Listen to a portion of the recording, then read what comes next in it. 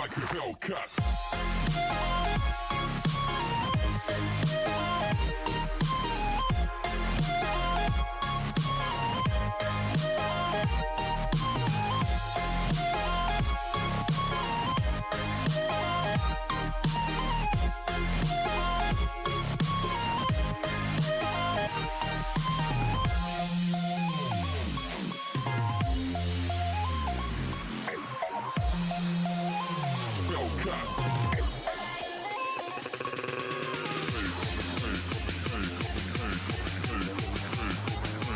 Faster. Coming like a Hellcat.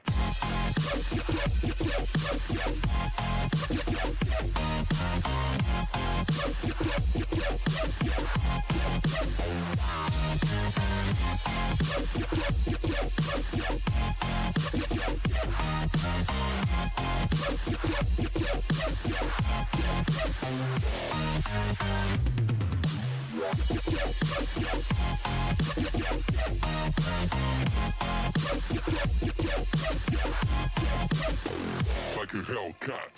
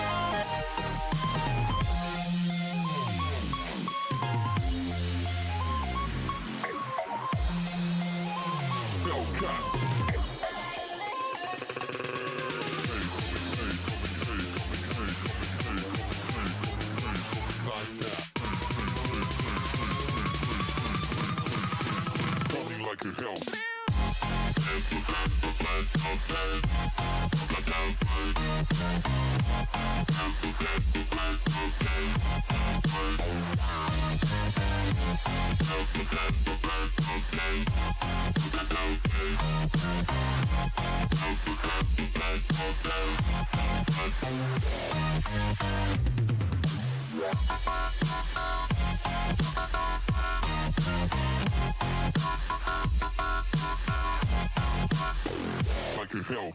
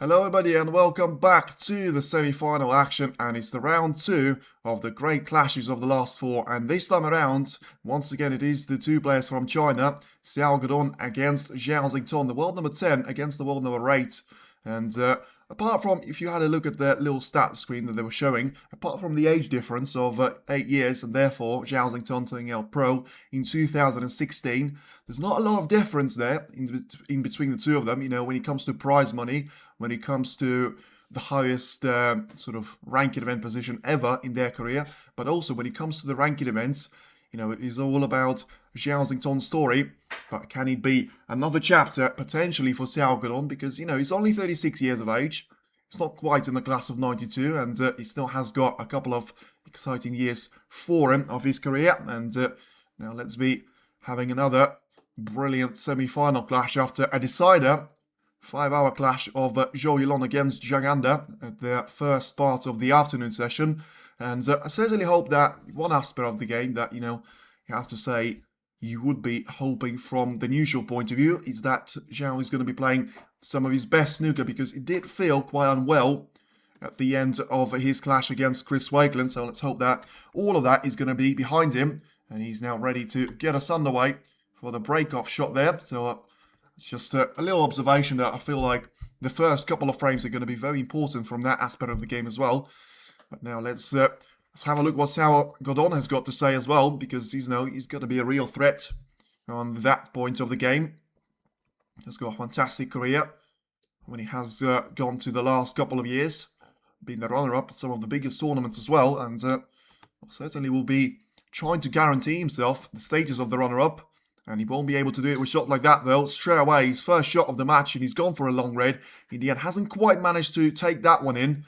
And, well, he was guiding the cue ball nicely for the ball colours, but because he finished underneath the bulk line, it is still going to be advantage Zhao, and a chance for the Cyclone to try and do something about it. Yes, a standard 6-4, a bit boring, but what can you do?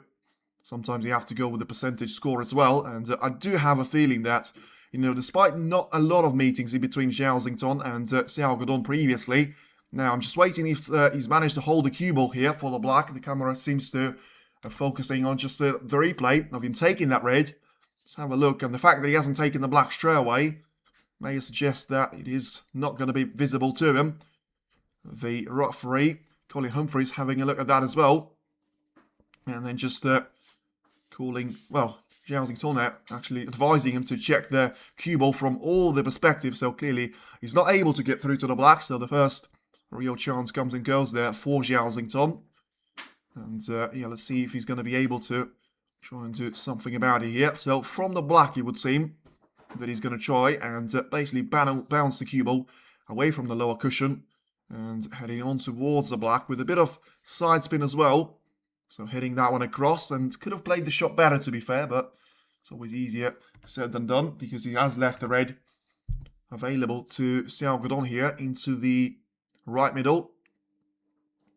And yeah, from Godon's perspective, of course, he doesn't come into these matches an old person himself. You know, he managed to knock out Karen Wilson, the world number 2, Ronnie O'Sullivan, the world number 11, and then Xiao, his compatriot from China, in a very interesting quarterfinal match as well. So, would not have really changed the lineup in terms of the nation represented by the players, but ultimately you have to say Zhao and Xiao, as they approach the semi-final stage, probably have been the best players on this week's World Grand Prix. And now it is going to be back to square one here for Xington and Godon here as well. Let's see if Xington is going to be trying to go for those long reds. He certainly tried to do it now.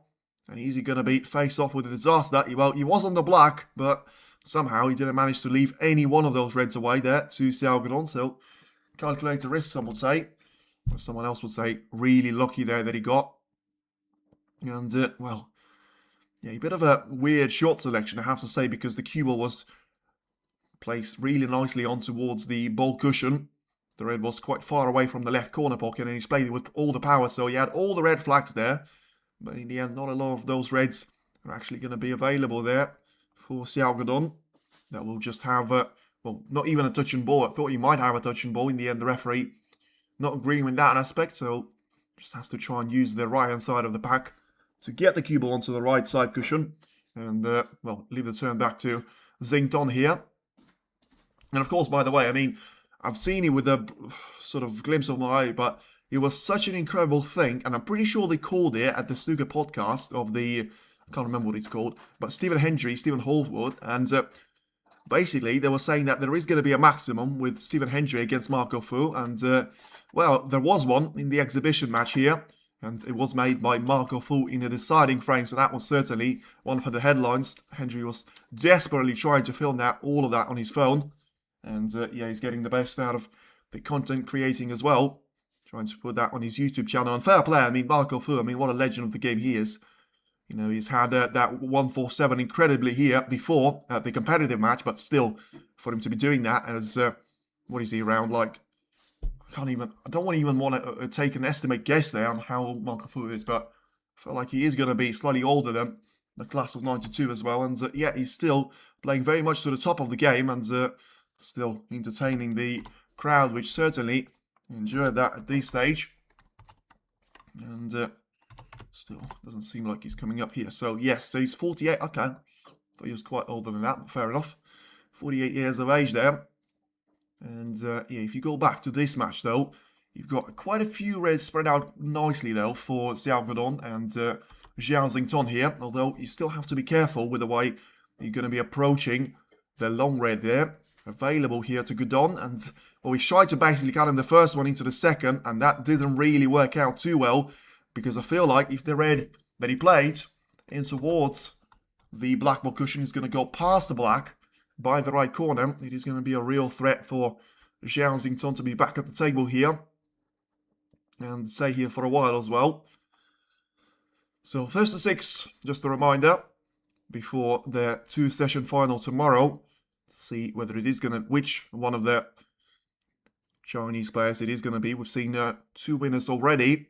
Xiao Gudon at the Wuhan Open and Wu Yize at the International Championship. Both of the winners actually came at the Chinese snooker event. So, of course, there's not going to be any conspiracy or anything. You know, didn't have too many Chinese players starting out at the last 32, and yet somehow pretty much all of them, barring Ding Zhouyi, managed to somehow get through the first round. Then, of course, inevitably, they were going to clash with one another, and the likes of Cheng Minyu, Wu Yize, Si Zhaowei were eliminated with that aspect.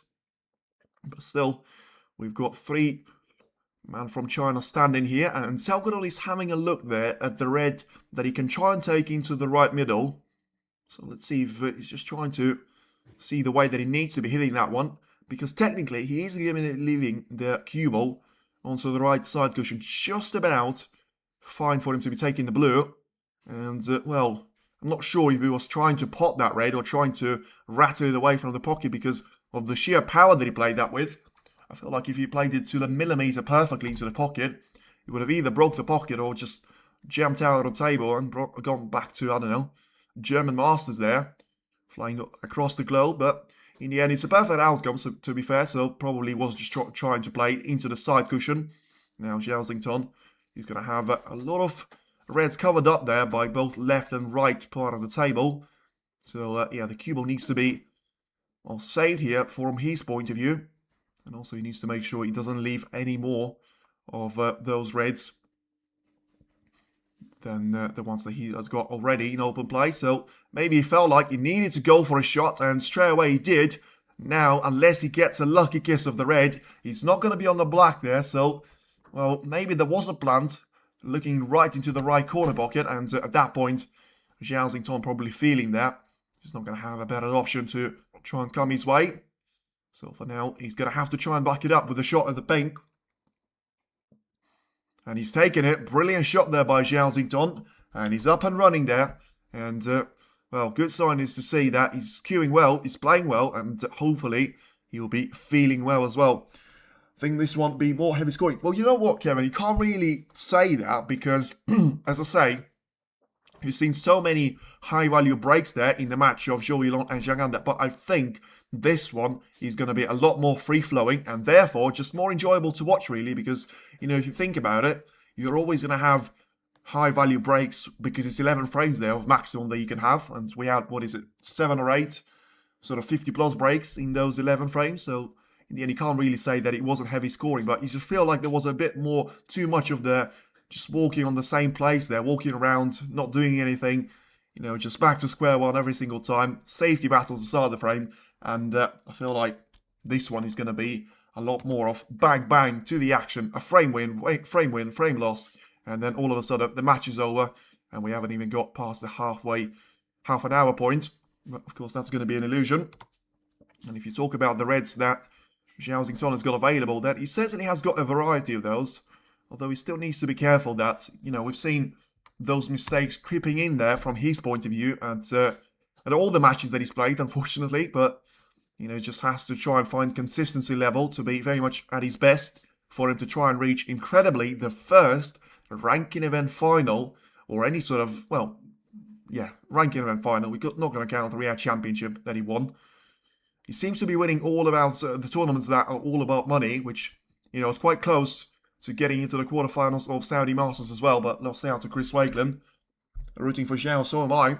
But I am going to stay respective to Xiao Grun as well, because he's played incredible snooker. And when it comes to, if you take the flair out of the game, and you talk about consistency, and you talk about who's been the best player, even I have to say, it has been Xiao Grun. You don't beat Ronnie O'Sullivan and Karen Wilson straight away, one after another, for no reason. And Zhao Xington, I should say, I am going to mix them up. There's the first one. I was thinking just calling them Xington and Godon, but I actually feel like it's not really going to help the cause. Yeah, it's just basically had to run himself out of position and go for another red, which he's managed to take really nicely, but he seems to have done it again there. So as much as his positional play seems to have always been his biggest strength, seems to be quite a bigger problem point at the start of this frame here, because, you know, it has a straightforward shot from the black onto the red, and if he's able to get through to it, it's going to be really tight. So he's gone down to hit the shot twice there, but just doesn't seem like he's confident about it. Although he actually might not be as bad as I thought. You just have to go for the blue instead of the black. But still, he was always going to get that red into the right corner pocket, and this time around, he's able to get perfect control of the cue ball. And now he's going to be playing for the blue into the left middle right now.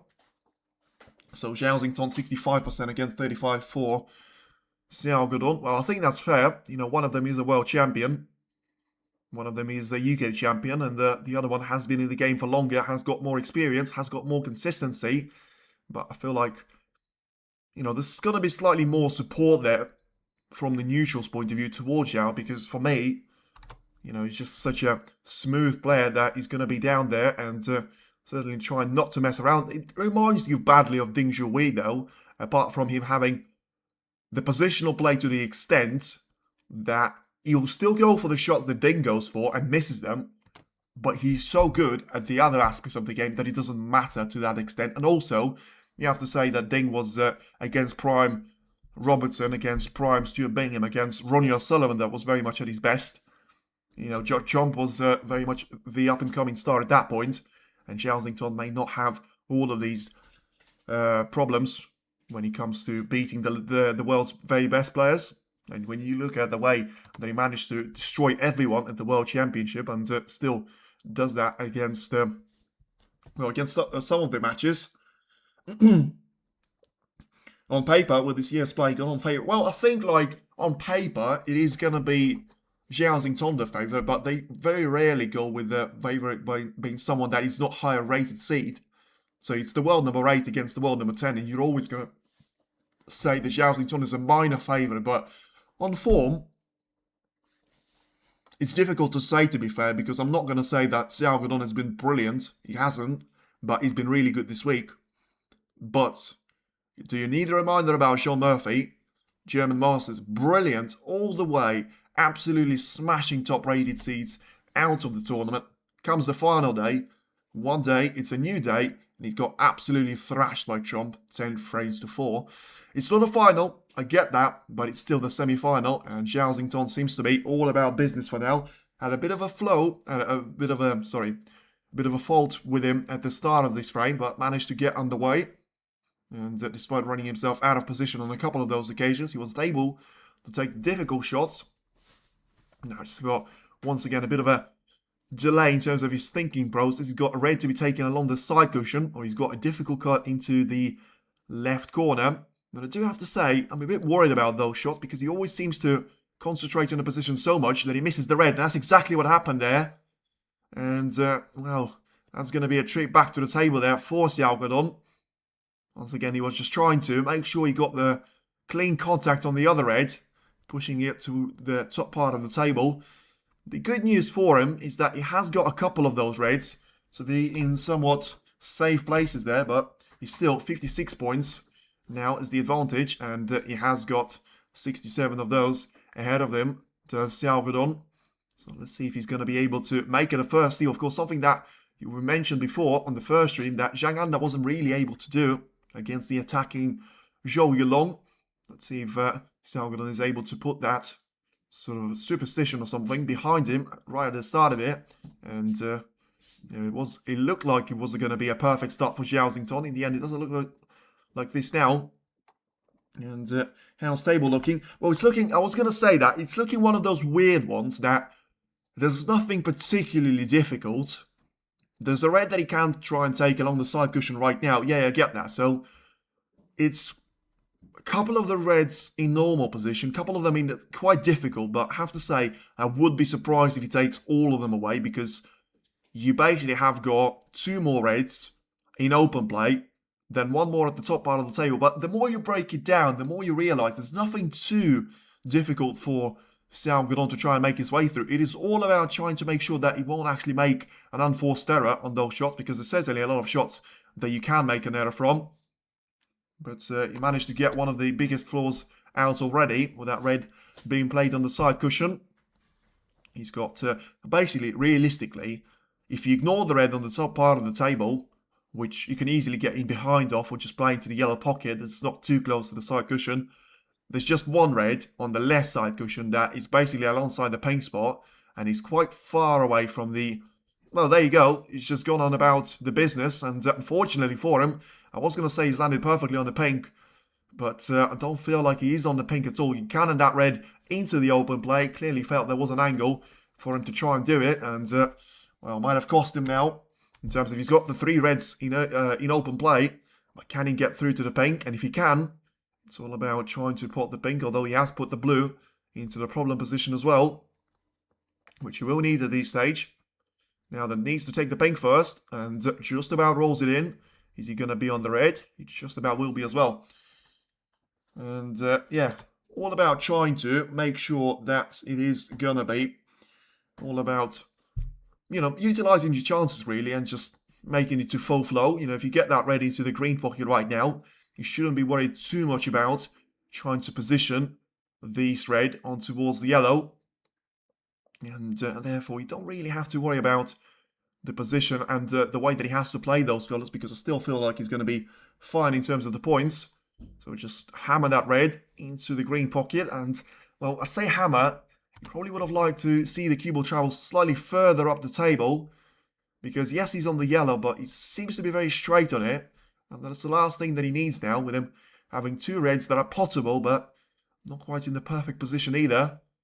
So we'd have liked to be just trying to send the cue ball with side spin across the table and towards the left part of it.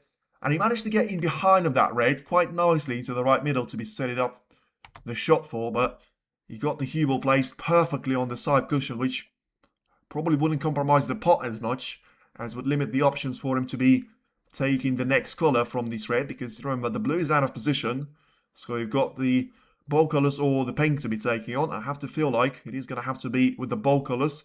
Just too much of a distance for the cue ball to travel, for it to be going all the way down for the pink. And for now, so he's able to get himself very much with a nice hold here in the frame. So as I said previously, still going to be fine in terms of points, but you will need that blue, and you also will need the transition from the blue on towards the pink. And one thing you have to mention about Zhao is that how much, like, there's no debate how good of a player he is, but every single time he's played this week, he had his flaws of not getting over the line, and it happened in pretty much every single match.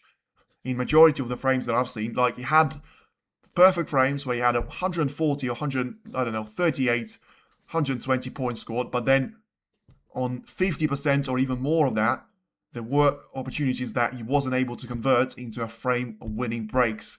and something that he needs to improve on if he is to beat Xiao Gudong, because that's one of his biggest strengths this week, has been feeding off the mistakes from your opponent and just being able to turn up to the 5th gear and just be absolutely flawless with your own performance. And we're going to find out if that's going to be the case here, because, as I say, 5 colours perfectly on the spots. He's got 18 points of a difference, but he does have a big problem with the blue. And it's not really the one which is going to be called, yeah, you can just give it a little nudge or get in behind of it. Doesn't quite work out this way. It needs to be hitting this yellow and focusing on the brown position. Massively there, I have to say, because, well, he's got the position now on the green to try and maybe disturb the blue here. I think that's what he's going to be looking at, because from the position that he's got now, he's probably unlikely to get out of position on the brown, which means that he can sacrifice a bit of that and try and get the blue into the open play, because he's on the wrong side of the greens. Yes, perfect shot. I don't know why I'm celebrating this one, because I'm actually supporting the other party, but it's a really good shot there that he's played really well. Getting that green into the pocket, not sacrificing position on the cue ball at all, and yet bringing that blue into the open play super nicely. And, well, it felt like a big miss there from Xiao, and in the end, 4 shots away we are from confirming that is the case. And once again, just reluctant to be losing the opening frames there, Xiao Gudong. And once again, up and running in no time. So he's going to be winning this one by 9 points, it would seem. So still needs the black for the total clearance. For now, it's a straightforward blue. It's just thinking about the scoreboard there. Maybe just making sure that, you know, he's got his commitments into the right direction. But as I say, it's probably even more straightforward than the usual break that you would have to make of this blue. Just trying to guide that cue ball on towards the pink, and maybe that was a bit of a concern there, because had the cue ball travelled a couple of inches further, he would have been in massive trouble. I feel like he's alright from here. And GG's, good start, confidence boost. Yeah, I mean, absolutely. Because I don't actually feel like Xiao Gudong needs a lot of confidence there next to his name, because as I said, I was absolutely baffled by that interview against Ronnie O'Sullivan, where he was basically feeling sorry to be knocking out the legend of the game and someone that he supported.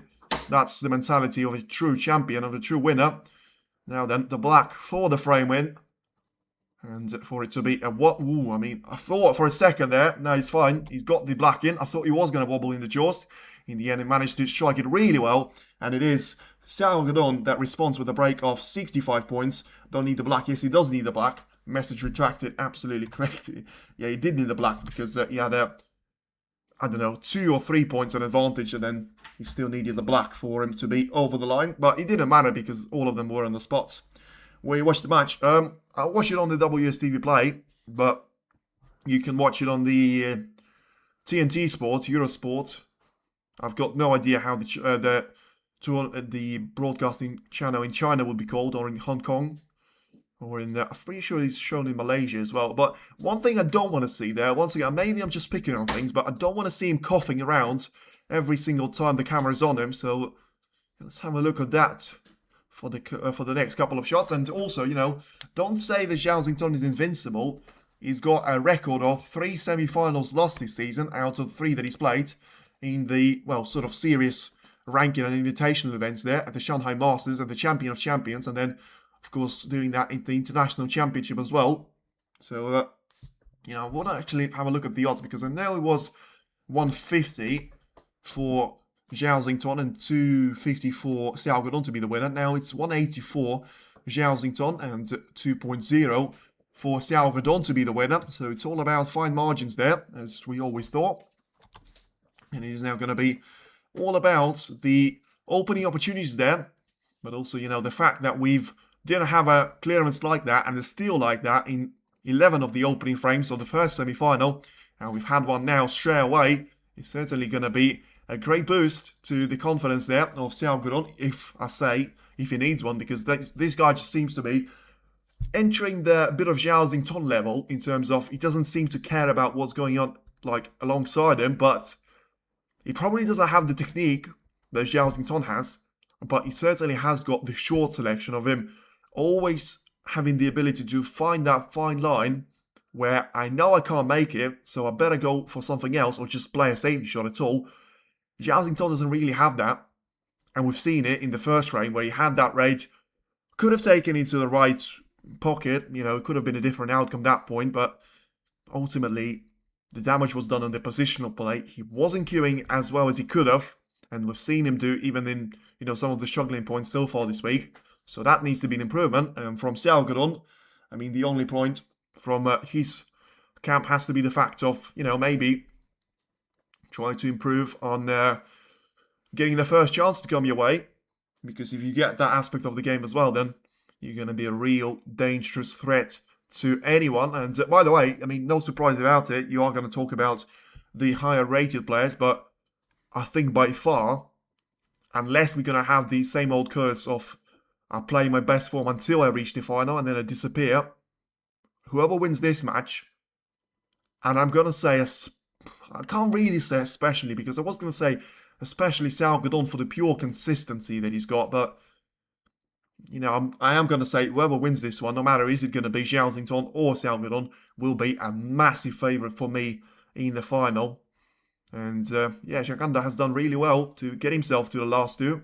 He's going to get 85,000 of ranking points and prize money, but in the end, he's still going to be the second best force when he comes to the final tomorrow. But, so far this week, it hasn't really turned out that badly. There's a reason why Robertson, Tron, Murphy didn't make it past the first round. The people like Williams didn't so either. Interesting. Yeah, just, let's see about it. It's a bit of speculation, a bit of nonsense talk, but we have to wait and see what happens tomorrow. For now, though, we certainly know what happens now. It is going to be a break-off shot from Xiao, which has played pretty well. Just thinking about this red now, Zhao, I have to say, his long shots have never been the most impressive part of his game. And they're not going to be now. He's going to miss this one, although he was guiding the cue ball nicely towards the black. So once again, one of those shots that you can't really blame him for too much, unless Xiao goes on and clears up from this position, because he has got the red right next to the black, but it is a tough angle. And it's a really tough angle. And also, there's another point to it. You're always going to be playing this shot with a whole lot of topspin because of the cue ball's position towards the side cushion.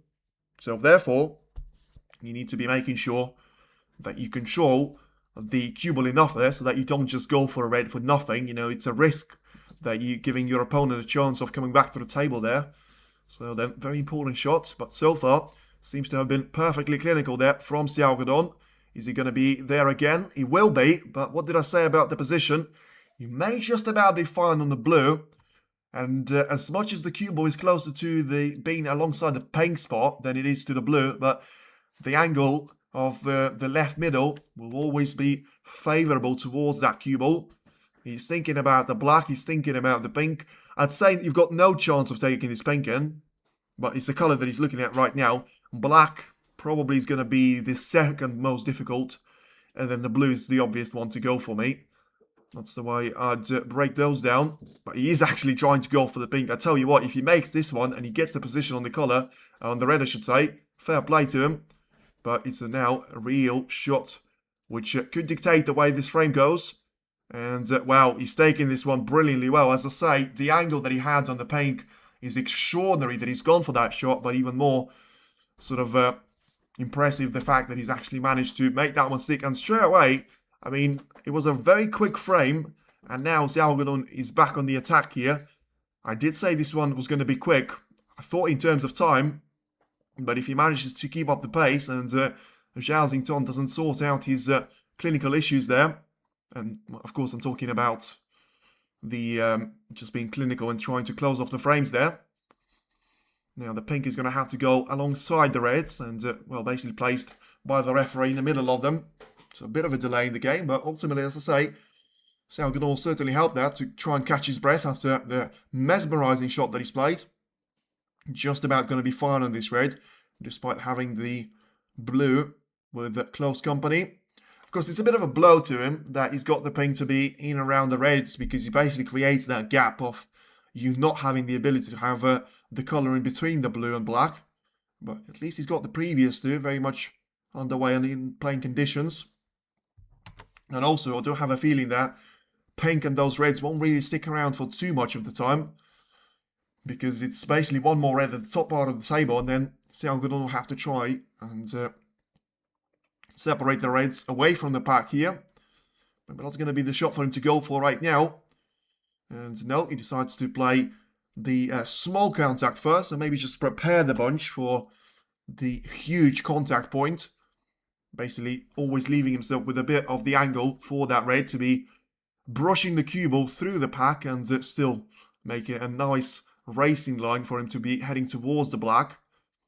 So, like a little trampoline. Could have played it better. I felt like there was too much of the contact made with the reds. He got 2 of them into the open play, but he still needs to try and pot the black now. He's slightly underneath the black in comparison to their respective positions there with the cue ball and the expensive color. And well, let's see what spin he's going. Well, he's gone for backspin, so that's certainly going to suggest to me that he's going to try and play the cue ball into the bunch. That's what he's done. Has he worked out? Nope.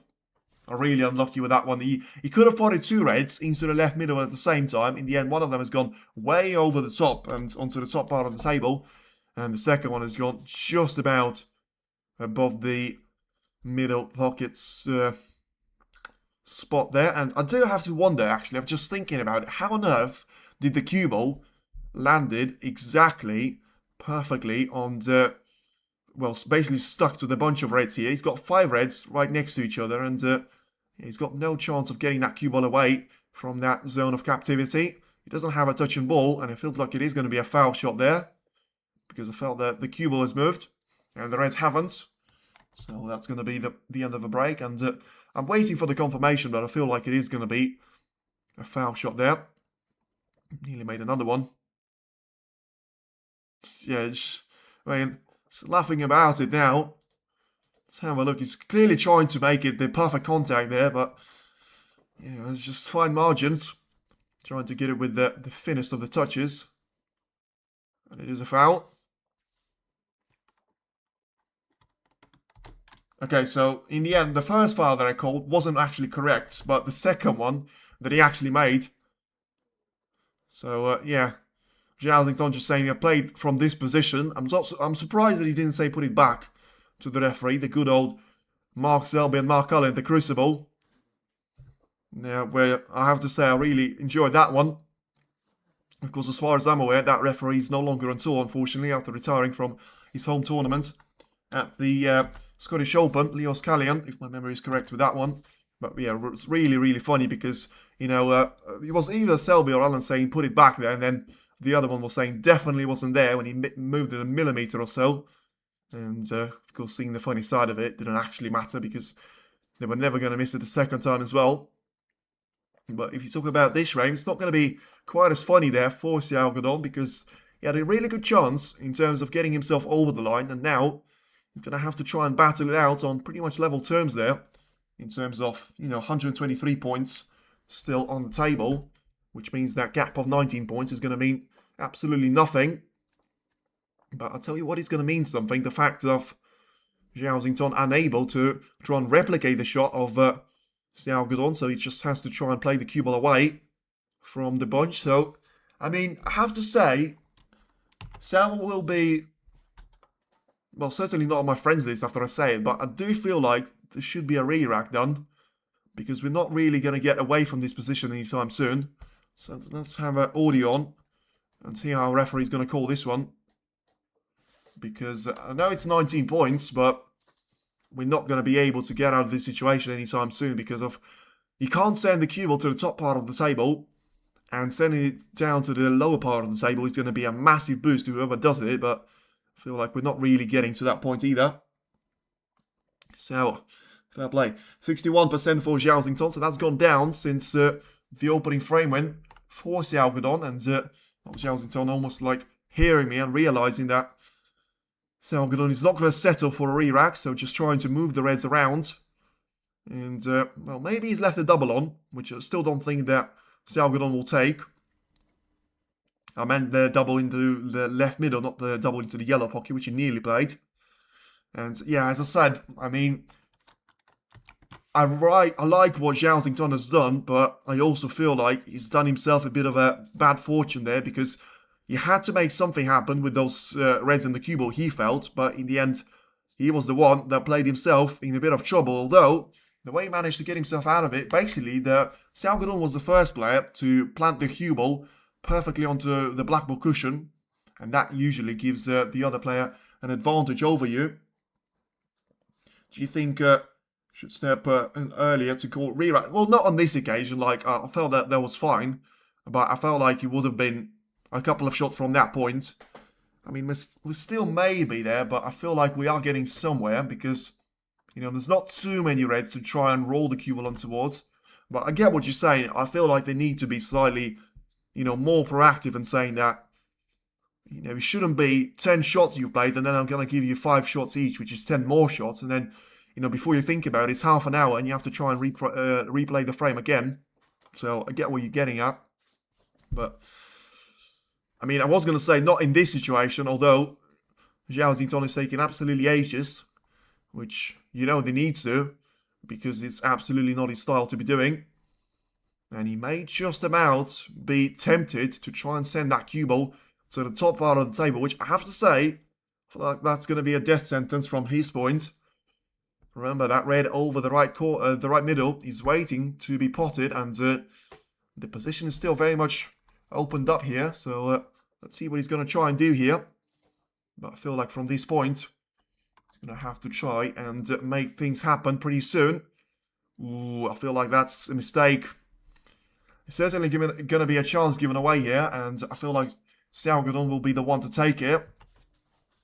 You know, trying to guide the cue ball away and touching the pink on the way didn't really help, but it may have been playing that shot on purpose to try and catch the pink and still navigate the cue ball down the table, but it's very far away from the black ball cushion, and therefore it leaves a chance to be taking the red into the left middle, into the right middle, and also into the yellow and green pockets there. So, spoiled for choice. And also, I do have a feeling that Xiao Guodong will always be playing for the black and basically just trying to get a bit of safety there on the cue ball. And, well, probably going to be happy with himself compromising him on the black and still just taking another cautious approach. So after such a quick first frame, doesn't seem like the same story is going to be repeated here in frame number 2. So still only 40 minutes since we've started the match, so we do have a bit of spare time that we got from the first encounter. I mean, I do have a bit of spare time, but I don't really understand what Xiao Guodong is looking for here. And yeah, thank you very much, Kevin, for the support.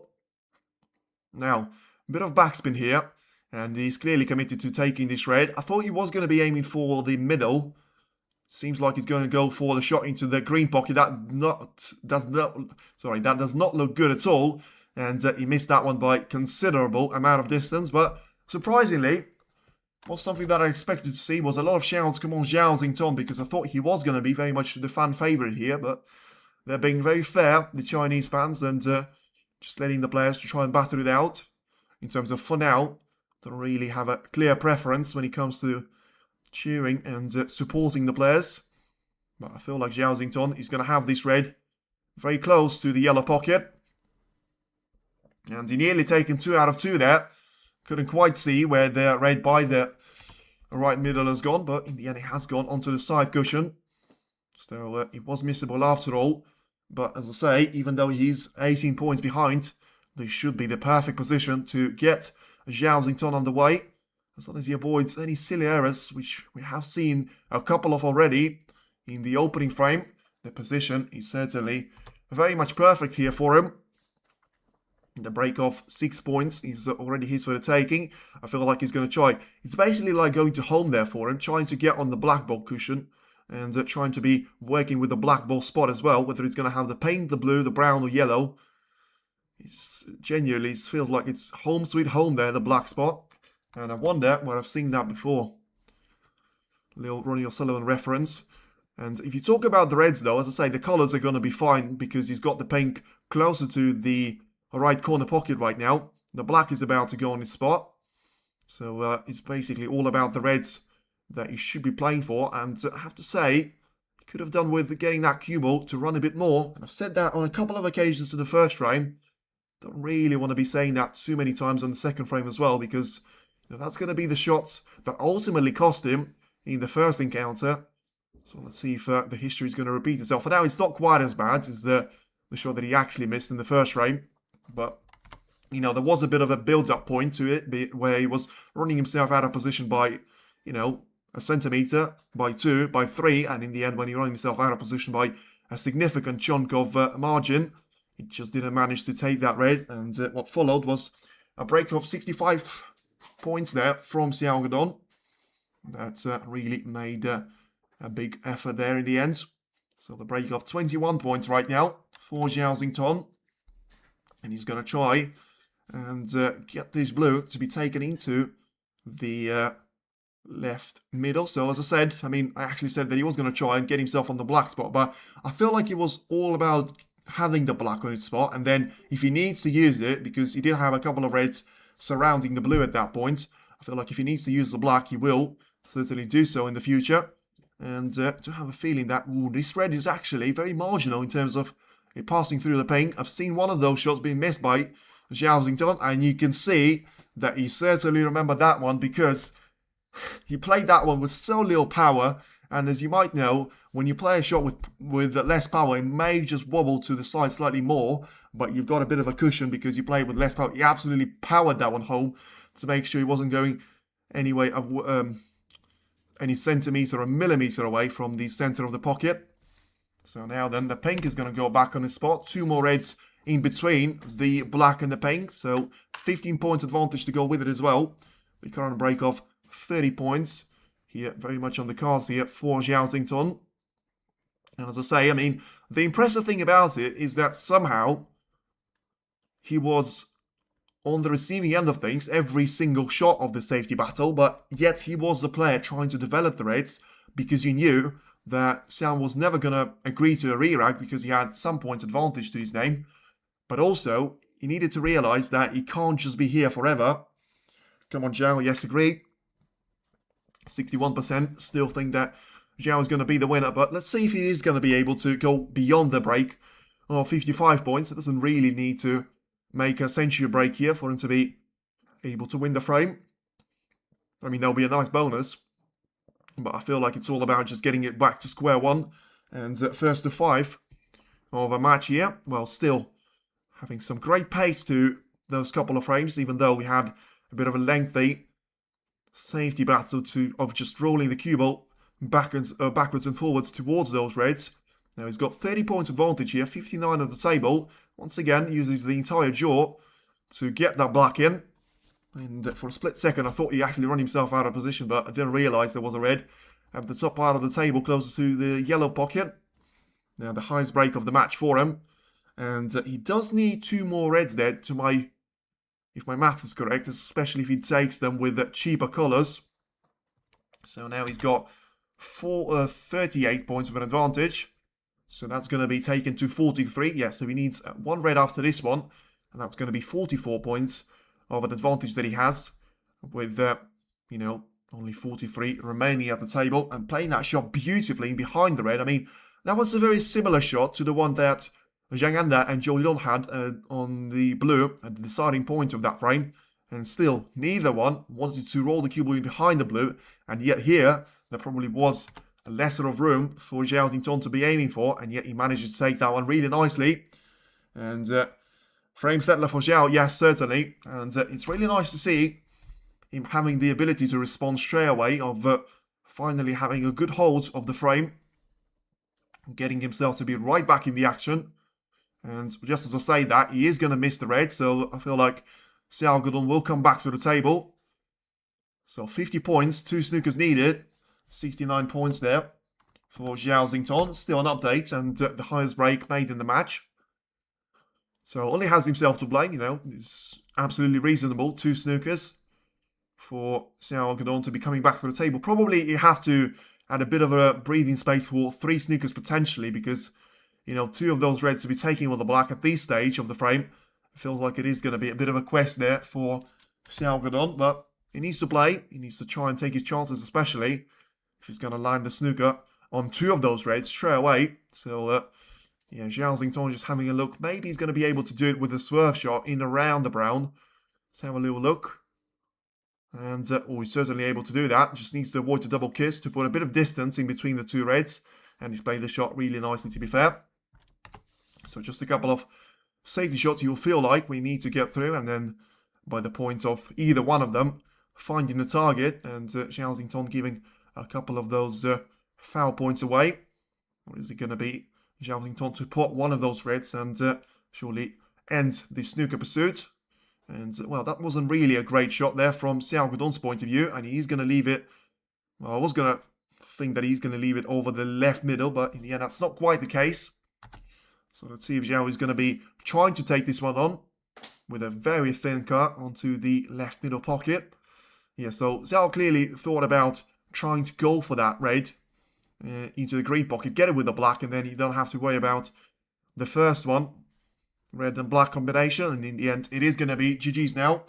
We're back. Yes, Letitia, and I tell you what, I mean, I have to say, I'd said it probably to the empty chat of you, but I was genuinely, as soon as you left, the message went, there was a last red for Jaganda, and he's missed it, and I thought that was going to be the decided drama. In the end, that wasn't really the case. And, yeah, I know, the X Factor and the Cyclone, yes, that's, they are the top rated players, so there's not going to be any surprise there. And now he just goes for a bit of exhibition stuff, so once again, a break of 37 points is going to be possible. And ultimately, it's a nice response there from Zhao Xingtong, because yes, he didn't manage to win the frame in a single visit, but he's done all the main damage on that break of 69 points, and yeah, Xiao team's here, but I really like Xiao. Yeah, I mean, same. Really, I really like the character. I really like the way that he's handling the media. And he seems, and it comes across as a really nice guy. He plays pretty attacking snooker as well. Very class player, I like it. Yes, same. Absolutely. There's Brown to be taken. And, yeah, Zhao Xingtong, the reason why I like him is because he's still fun. You can very rarely see him upset. And he's always smiling even when he makes a horrendous mistake. But also, for the flair and for the way that he plays the game, Xiao Guodong probably doesn't have the technique which, you're going to get in one-in-a-lifetime moment. And you can see there, just entertainment the fans, trying to go for a double into the left corner on the black. In the end, can't quite pull this one off, but he certainly pulls a frame back. And it is now a 1 frame each.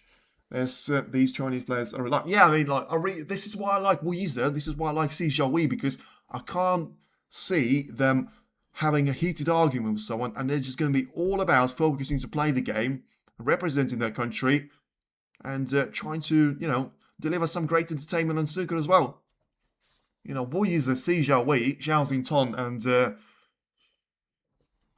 probably not going to put Xiao Guodong into that aspect as well, because it's a different generation, and also it's a bit of a different style there. But if you talk about, for me, Xi Xiaowei, Zhao Xingtong, and Wu Yize are by far the 3 most enjoyable players to watch from China. Ding has to be put in there as well, but I do feel like, unfortunately, with him, it's just the age that doesn't really allow him to be playing the kind of snooker that he was playing with. It may be a very stupid comment for me, because as I say, I don't really have the fact proof of that, but it just reminds me of something that is going on with Higgins, Williams, and O'Sullivan, and Ding is not 25 anymore. Therefore, you're probably going to see the same drop-off from the Cyclone when he's going to be, 12 years older than what he is now. You're not going to be able to go for those brilliant, relentless shots every single time. 95 of the pots that he goes for are going to be risky and attacking, and, stuff like that. The Masters versus the Young Buck. Well, it's not really the Master, though. And also, it's not really the Young Duck, because 28 plays 36 years of age. As I say, apart from 8 years of difference in the age, which is not that much in snooker, I don't actually feel like there's a lot to separate them. And, of course, 8 years, and losing out a couple of years on his career because of the ban that he had, has compromised Zhao Xingtong in his career, but he still has got a couple of more years ahead of him than in comparison to Xiao Guodong's point of view. Yes, very nice you're playing. Yes, Zhao is very pleasing to watch. He's quick and great potter, one of the best from distance. Yeah, absolutely. No, I wouldn't say from distance. I wouldn't say from distance, because his long pot has been dreadful from what I've seen, but he's a brilliant potter, and when it comes to just getting down and hit the shot pretty well. He knows he can trust his ability to try and land that cue ball pretty much spot on for the next red or colour, and in the end he's going to be absolutely fine for just focusing on the pot just about enough there that he needs to. And still sometimes, you know, there are going to be moments where he focuses on the position too much, but that's just a natural moment. You can't always be 100% accurate on the pot and get the position sorted straight away. And the fans in the crowd of China are having the best fun of their life there, by the way. They're getting embarrassed, they're getting flashed, and they're waving to the fans as well. Xiao looks about 18. Yeah, he does, you know, he genuinely does. It doesn't look 28 to me. I bet if you put me next to him, I would look older than him. And yeah, the guy just looks like he's not the tallest, and I feel like that always adds a bit of that. But he just has such a childish look to him in a good way, as I say. Nothing wrong with that, but he just looks like, you know, very much a teenager. And I would say he's around same age as Stan Moody there. If someone didn't tell me that he was in the game since very much 2019, 2018. And Zhang won. Yes, he has won. Is there a nice person telling me he won from Zhang match? Tisha still doesn't know about it. Basically, because before we start the third frame, which we have now, so it's bad timing, Zhang won that one. But he didn't do it from the first time. I'll tell you about it when there is a moment for that to be the case. For now, it's a red to be taken into the right corner. Really well played there from Xiao. Had to be careful because of the black not being available, and has the cue ball to basically betray him. And all the way onto the D. Has got the brown to be played into the left middle, but that's going to be really difficult for him to try and get to the lower part of the table. And I mean, basically, yeah, so Zhang was lined up on the last red with a rest shot, was probably the simplest shot in the world. Under pressure, anything is missable. He misses that one. In the end, Watchalong comes back to the table, gets the red, the ball colours. So it's all down to the blue. It's a match ball. He's trying to cannon it closer to the left middle. In the end, didn't manage to do it. And in the end, just he had a battle for the blue. Then he had a really important shot on the pink. And it was a really good black as well for Zhang. So he deserves it in the end. And I consider that Ding is on a downhill on the ranking similar to Ronnie. Well, he certainly is, because he's dropped out of the top 10. And for the first time since 2005, as far as I'm aware. By the way, Xiao Zhang has just played a bad snooker escape. You can certainly see similarities there, because the reluctance to be concentrating on trying to get out of those snookers, although it is going to be just a thing for you to say because he's misjudged the snooker shot now. But it was a really good pot from Xiao, and he was probably unlucky not to be on a better colour. Now he gets a second chance. And let's see, we have seen finally a bit of a clinical game from Zhao Zington. Let's see if we're going to witness the same thing here again from Xiao Gudong's point of view, because I am going to make this one clear as well. For me, and I know it's an unpopular opinion, when you are 50 points behind and you've got 5 reds available to you, maybe one of them is going to be quite close to the side push. I still feel that is easier for the players than for you to start from this position and make it all the way up to 70 or 80 points and force your opponent not to come back to the table, because you've got reds everywhere. You've got them in the way of colours, you've got them in the way of each other, and there's more things for you to get wrong. I know it's unpopular, and everyone that I say this to, they're just like, no, it's not, because there's more pressure on you, because you very much know that if you miss that red, it's going to be frame out. And I agree with that. But at the same time, I mean, for a professional match, you could say that about any point of it. You know, if you miss the first red, you leave it over the pocket. Yes, there's 14 more of those, but, you know, you give a chance away, and it's entirely up to your opponent to try and just keep yourself in the seat. And, yeah, on Ding's point of view, he's not going to be the highest ranking player from China now, because these two have managed to get ahead of him, the world number 8 and the world number 10. Xiao ahead of Xiao Gudong. And, yeah, I mean, the drop-off from Ding probably explains itself with the age. He had some good matches that I've seen in some of the Xi'an Grand Prix. He had some of the good performances. Wow, that's really unlucky there. We've seen one of those reds to be creeping in against Zhang Anda at the start of the match against Watchalong. And in the end, it looks like it is going to be same story here with Xiao Gudong. But if he was watching that match, he's going to be aware of the fact the Zhao that went on to win the frame where that fluke has happened, and also he's gone on to win the entire match as well. So that's really unlucky. And it is going to be 5 foul points away to Xiao. Still, the position could have been better. And when I say could have been better, it means it's pretty crap right now. And the fact that he had to boost that cue ball with the nitro all the way to the ball colors and the blue is going to mean that he's got a really awkward blue to be taking on. But the reds are all just... I mean, some of them are fine. But the fact that you got it compromised by not having the colors on the spots is going to be a massive blow to you. Although he's just played a brilliant shot there, getting around the pink with a very tight margin and still getting himself lined up for the red into the middle. Who will get this frame? No idea. You know, a couple of seconds ago, I thought that Xiao had a good chance, and then through no fault of his own, just drops the red alongside the blue. Going to have 5 points given away as a foul. And all of a sudden, the position comes back to Xiao here.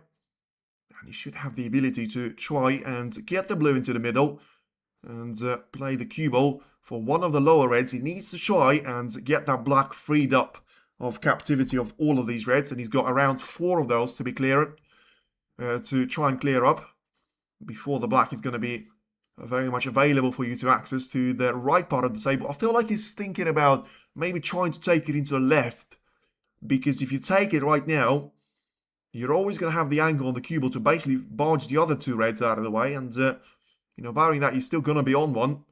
You're going to have a great setup, so that's what he's played for. He's played for the black, and I have a feeling that he could have played the shot slightly better. Once again, like, I don't know if I'm getting this wrong impression, but he seems to be coughing a lot there, Zhao. Haven't really seen anything in the second frame, but yes, of course, especially difficult to be playing snooker, like, even at amateur level for me. Like, I know how difficult genuinely it is for you to try and control your muscles, and I can only imagine how difficult that must be from a professional point of view, because the standards are going to be so much higher. Yeah, he's got the plant of 2 reds basically surrounding that black ball spot. And I don't know why. I've got a feeling this could go wrong. He hasn't. I don't know how it hasn't, because he got the contact on the black and he has gone wrong in the end. So he got the red in, but as the cue ball was bouncing around, he caught the pink on the side cushion. And, well, is he going to be taking the blue on? I feel like I know the answer. He was. And he's taken it. Brilliant shot there. Once again, no preparation, just down and hit the shot. Played it. Is he going to have enough power to be lined up with a shot with the red into the left middle? Yes, he will. Brilliant execution once again there from Xiao. And I'm not going to speak too soon. Just wait for this red to disappear into the middle as well. Brilliant shot once again. Difficult to underestimate that one because of, you know, this simple shot into the middle, you'll feel. But it is too straight. You need a lot of action on the cue ball to try and stop it from going into the bunch, and therefore control it well enough. So yeah, you're going to be on the black as well. Now 31 points is going to be the advantage there for Xiao.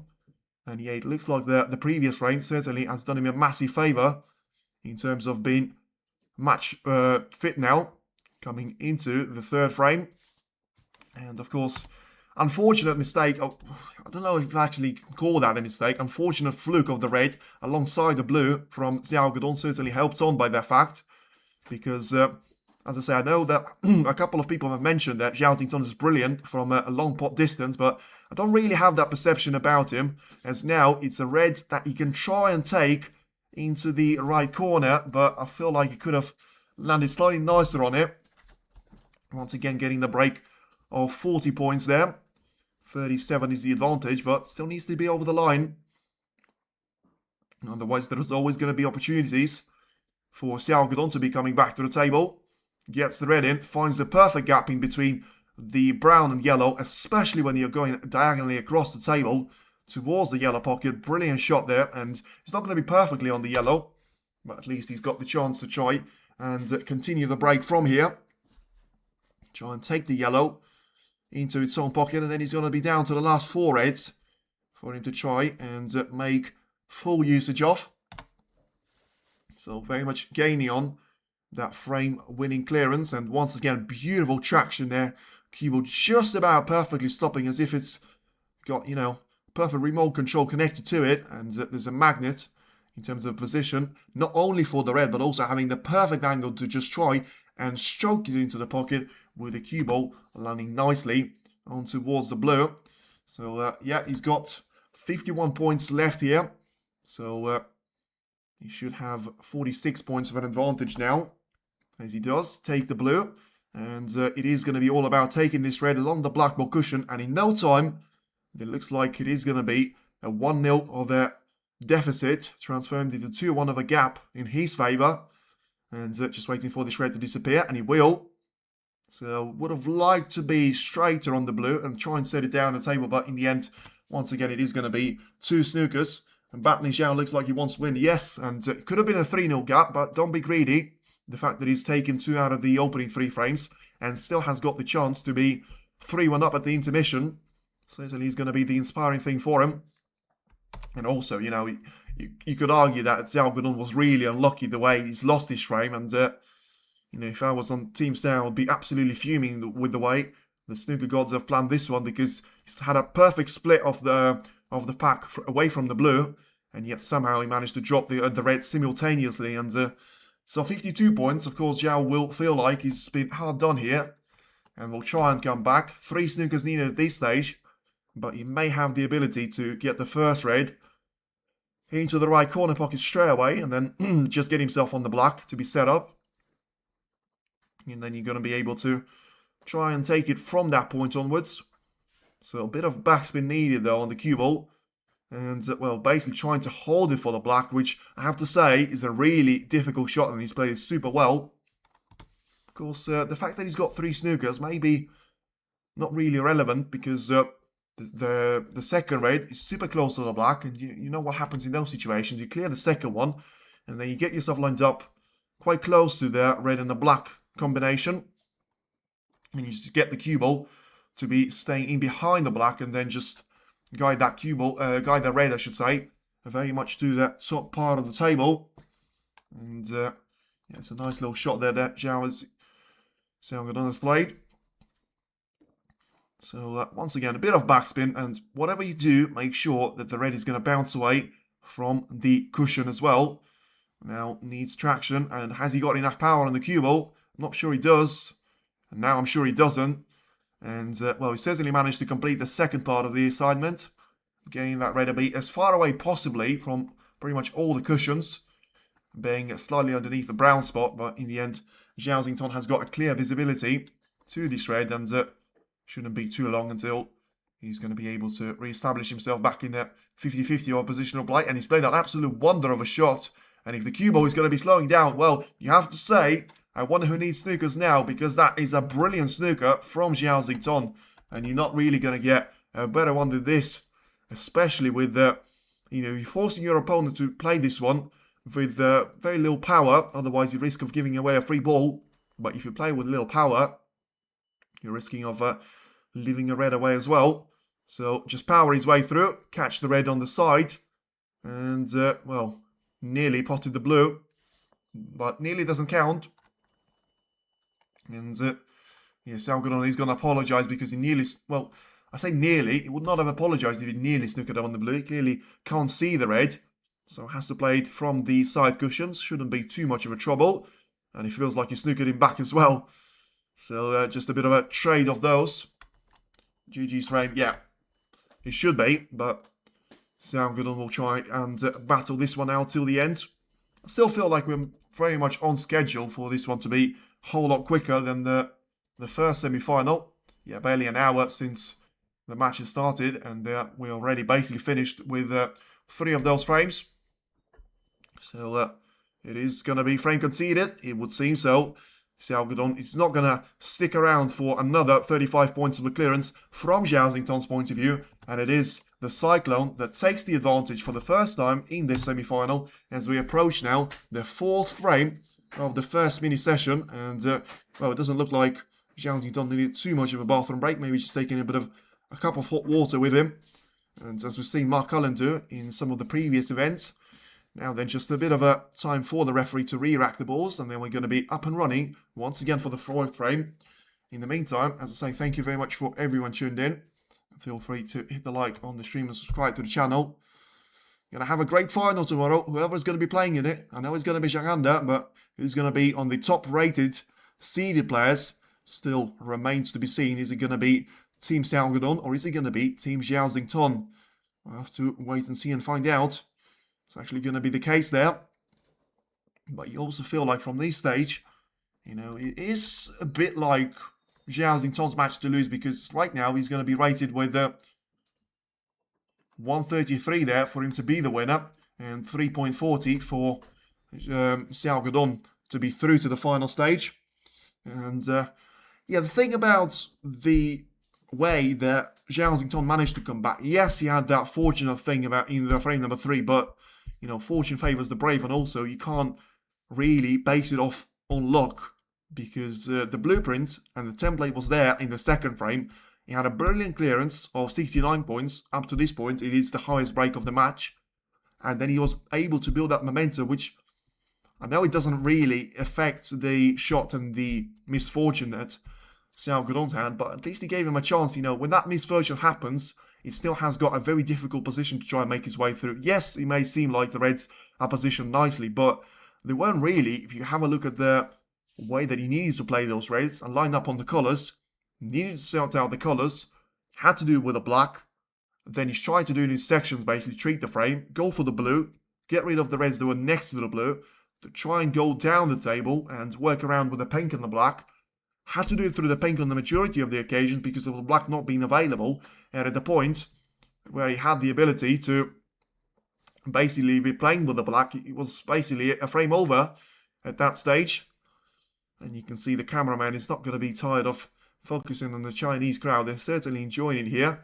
Now then, Xiao Guodong would not have enjoyed the way the last two frames are finished. And now it's his break-off shot to try and change the momentum here. And once again, head into the intermission with it being 2 frames each. So far, exactly the same as we have seen of Zhang Anda and Zhou Yulong. You know, the first player on the left was taking the first frame with it being Zhou Yulong. And in the end, you know, Zhang Anda managed to come back with 2 frames of his own.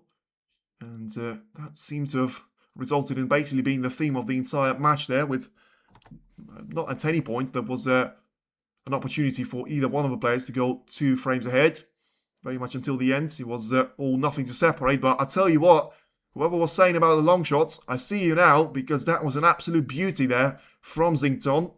Getting that red straight into the heart of the pocket. But, I mean, I have to say, it's probably one of the cheapest brilliant long pots that he's going to have in this week's tournament, because 14 reds absolutely perfectly separated by barely an inch there underneath the pink. And I mean, you're going to have to try and play it into the blue, and somehow he got the blue in. I mean, I can't believe that he got that. He's still not going to be on the red, which is very unfortunate there from his point of view. But Xiao Guodong is going to be like, yep, first time I had that happen to me in the previous frame, so yeah, better live with it.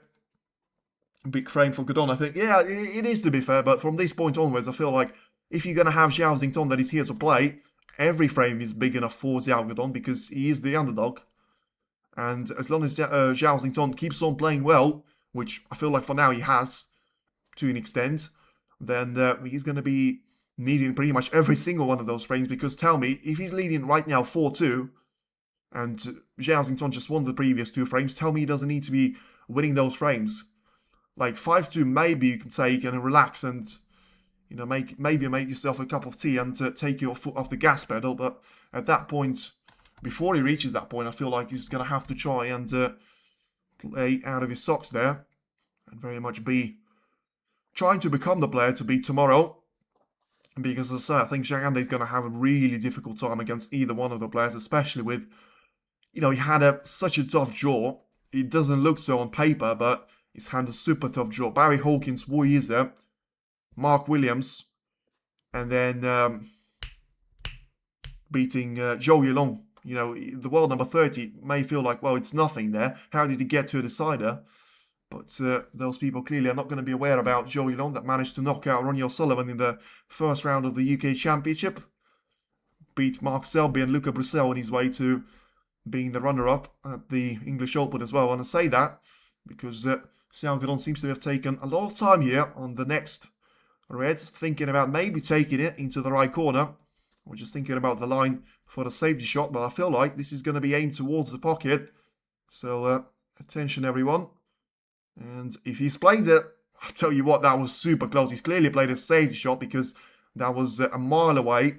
But he was super close in the double kiss, and that could have put the cue ball anywhere on the table and put that red pretty much over the right middle. In the end, fine margin, but he's managed to play the shot pretty well. And also, super important that he got the cue ball to basically be stuck towards the black ball cushion. This is the best Zhao has played since Sheffield. Disagree. I feel like he's played better at the International Championship. Yes, he's played crap against Weezer, but I'm not going to say that, as much as I'm on his team, I'm not going to say he's been absolutely brilliant. And I feel like when it comes to this week, Xiao has been better than him. Today, it's been a 50-50, and I'm going to make my mind up about this frame because, as I say, one frame each and it's equal. And then the third frame comes in and Xiao makes one unfortunate mistake which had nothing to do with him. And then, you know, he goes on to lose the frame. So it's going to be all about what the scoreline is going to be. If it's 3-1, I'm going to say that Zhao is playing better than Xiao today, but it still doesn't mean that he had a better campaign throughout the entire week. And that's a bad shot, though, from Xiao. Once again, I'm not going to say that it's down to luck, but he was guiding the cue ball onto the ball cushion nicely. But he had to try and get the reds somewhere, and in the end, he got it straight into the pack of the reds.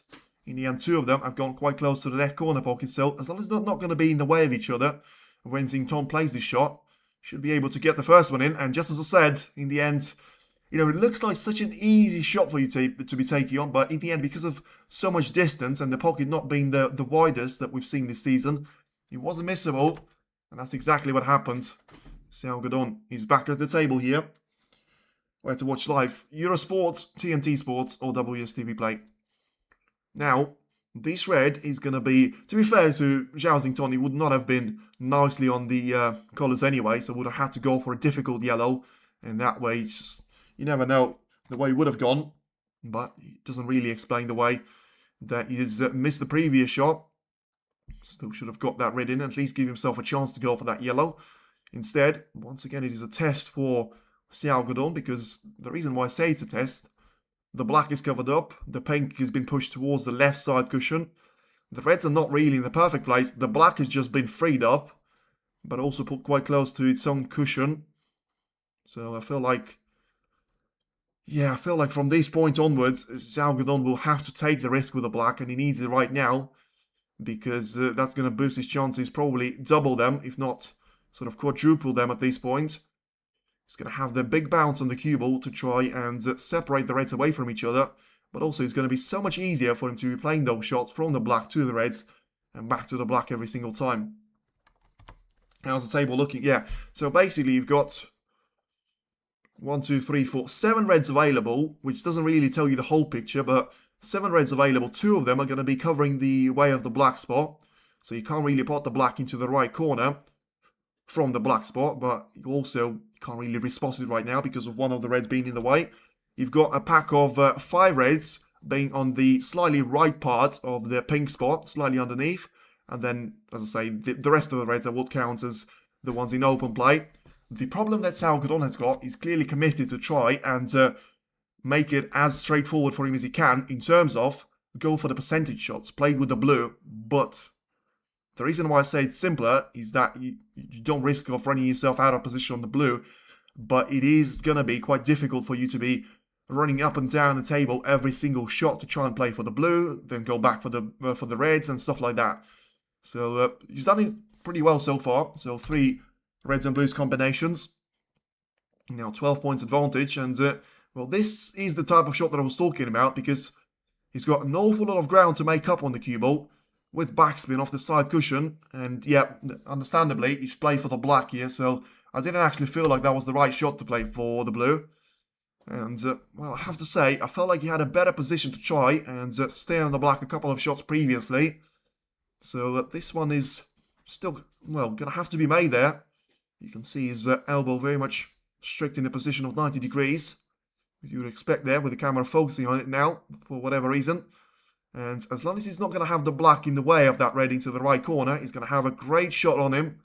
And it is going to have the black in the way, so has to take the one away from the pocket there. Similar, well, basically the same red that Zhao Xington has missed. He's taken one of them before, but because there was a plant of them, there's the second one waiting over the pocket. And the problem with taking that shot on is you have to make the cue will bounce away from the side cushion just about enough there for the black to be playable into the left corner as well. So now 21 points is going to be the advantage here for Xiao Guodong. See if he's going to be able to bounce that cue ball away and into the main pack. Is he going to try and do it now? I'll take one more loose red away from the game. The answer is, of course, Xiao Guodong-like. He's going to try and take all the loose reds before making the contact to the pack. And by that point, I have to say, I mean, 5 reds equals 67 points at the table, and you've got 4 more of those. He's got 28 points of an advantage, so yeah, you will need one of these reds, but you know, you pretty much can do all the damage to your opponent before touching them, and therefore just make your chances to be ever as high, especially with the, you know, the previous blunder that he had.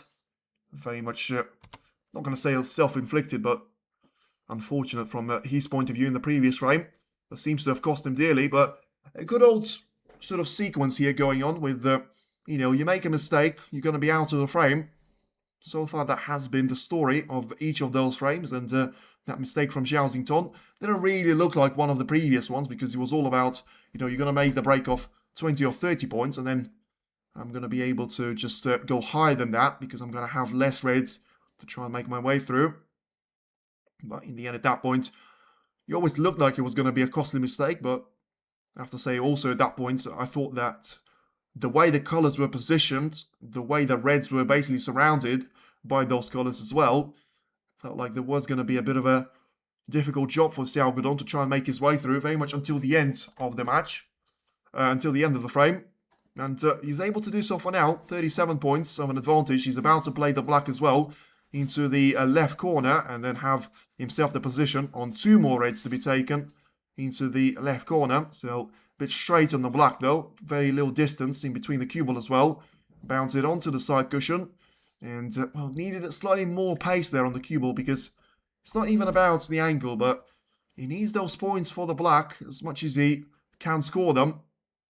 And I can understand why, because he was playing for another red. So the 5 reds that I mentioned were super close to each other. In fact, the top one actually goes into the left corner, so that makes the work even easier there for Xiao Guodong, because he's not going to need to go into the pack at all, because it leaves him with 59 points worth of reds in that pack, and then he should be able to be over that point by the time that he gets this blue into the left middle, and then 2 more reds with pretty expensive colours as well.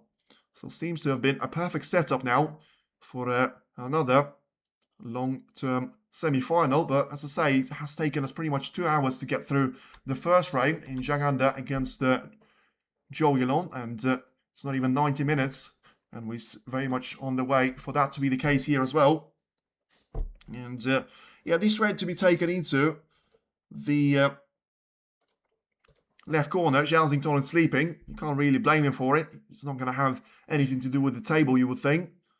And it's just going to be all about taking the black into the right corner. And at that point, he's going to have 57 points of a difference. So 1 more red, as I say. That will bring him up to 59. And, well, I mean, Xiao Guodong has actually gone the way of Zhao Xington there. Not waiting for getting himself over the line. Just trying to spread the pack of 4 reds away from each other. Probably cheeky and unnecessary to play that shot. So he still needs to get this red and the black in third. And I have to say, I mean, I was saying that with a bit of a smile on my face. I'm not now. He needs to get this red seriously. And also, like, he needs to make sure he's going to be able to put the black. And to be fair, he's managed to play the shot really well. I thought he was not going to have the angle to send the cue ball for the black. And because of pink not being there, it would have been very difficult for him to try and make it all the way for the blue. In the end, he was able to hold the black. So now 59 points of a difference. 59 at the table. The black for Zhao Xington to be in his 2 snookers. And still, Xiao Guodong very much to be on his way to be making this one the first century break of the match. 2-2, yeah, absolutely. And, yeah, if you can try and go for these reds into the right corner. Could have lined himself up slightly nicer, though. As I say, it's all about making that century work out for him. And, ooh, I mean, he got the cue ball to be heading in towards the pocket. So I feel like Zhao will have to do a bit of a maths revision now. So let's see if he's going to be adding those points here. Xiao is a very strong player. Yes, no mistake about it. So the break of 72 points. So 60. I'll tell you what.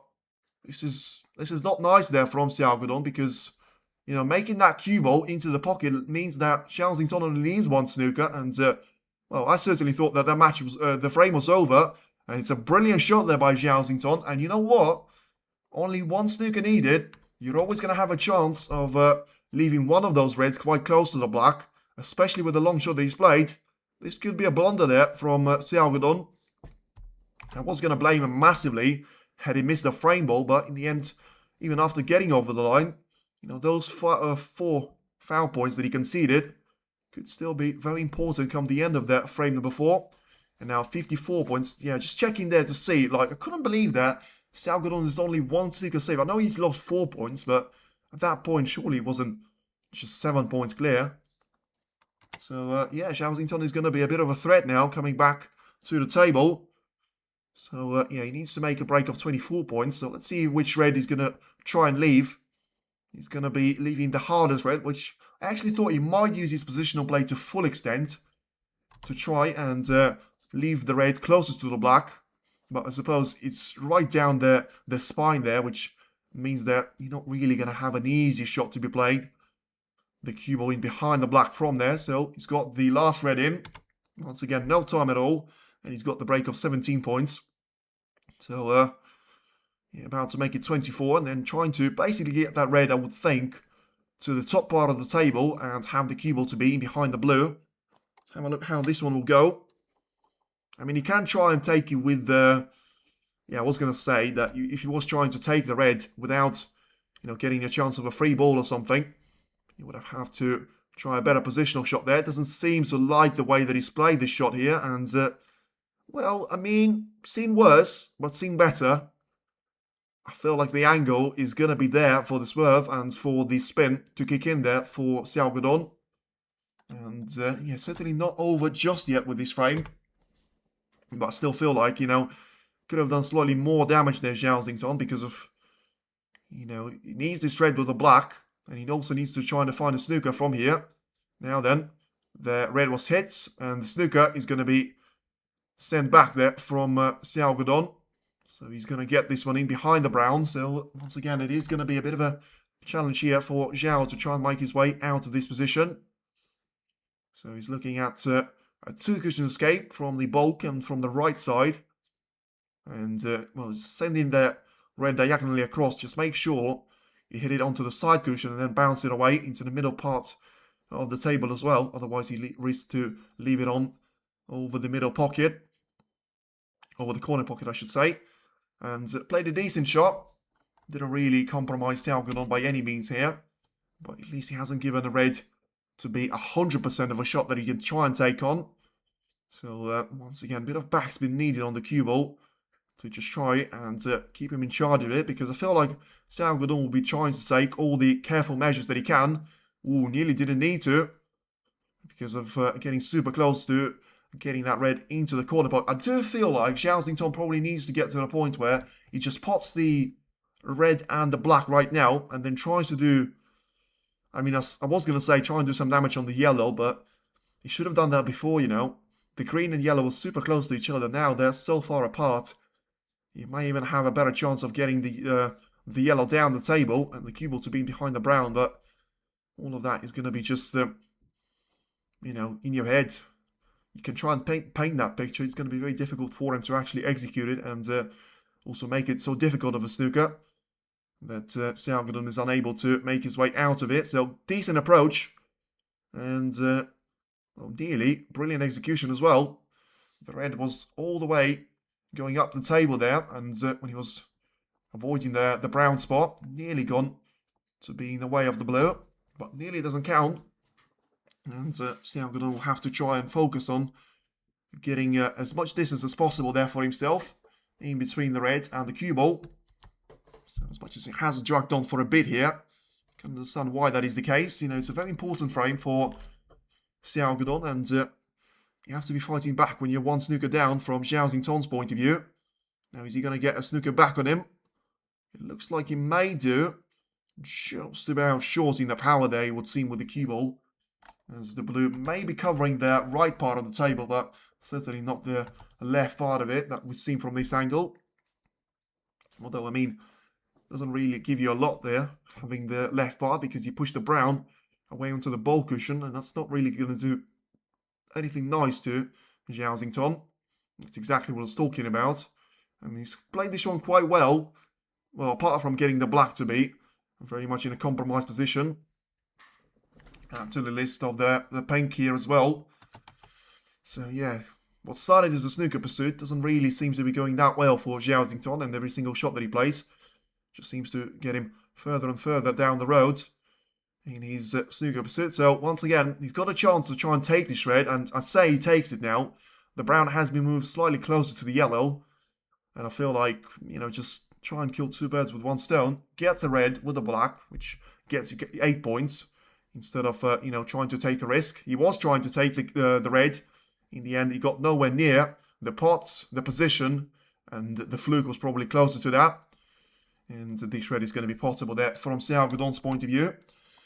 So it does look like, after all that, it is going to be 2 frames each. And Xiao Gudong and Zhao Xingtong still sharing pretty much equal opportunities for one of them to be into the final.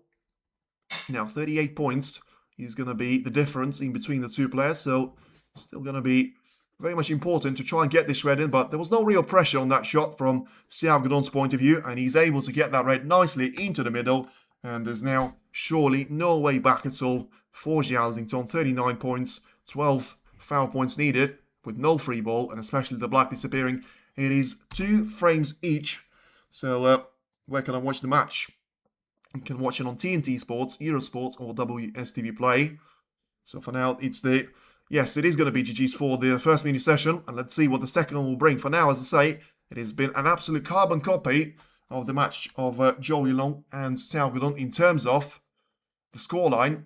Let's see if Zhao and Xiao will be able to bring something else to the table, because they certainly have delivered in terms of, you know, making those spots look ever so easy and just making it a good chunk of free-flowing frames there from, you know, whichever point of view that you want to look at it. We had some brilliant breaks from Xiao Gudong's point of view. We had a couple that Zhao Xingtong made look really easy as well. And yeah, absolutely. You know, thank you very much for everyone tuning in. Feel free to subscribe to the channel and hit the like on the stream. We are going to be back after the intermission as soon as the break is going to be over. And it's going to be over now because the pink is pretty much in an unpottable position there. Xiao tried to get it closer to the middle. And in the end, maybe a bit of a trick shot into the yellow pocket. Didn't quite work out. His name is not Jot Trump, but he certainly is Xiao Gudong. That gets himself back level with Zhao Xingtong, and it is nothing to separate the two players from China. And once again, it is 2 frames each, both for Xiao Gudong and Zhao Xingtong. We'll see you all in 15 minutes' time. Intermission is coming up shortly.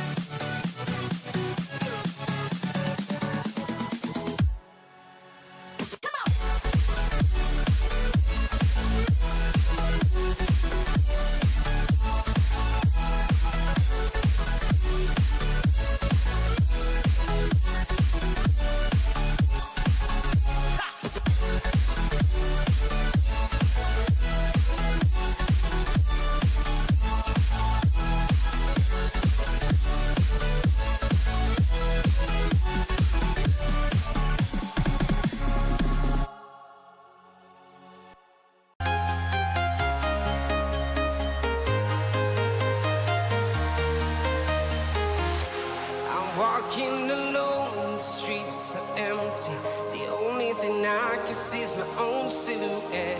I'm getting stronger, step by step. The clock is ticking, but there's no time for regrets. I've been flying from town to town, from London to Taiwan. I've been all around the globe trying to protect your soul. We are heroes tonight. We will fly above the sky. We are heroes tonight. Yeah. We are heroes tonight. We will fly above the sky. We are heroes tonight.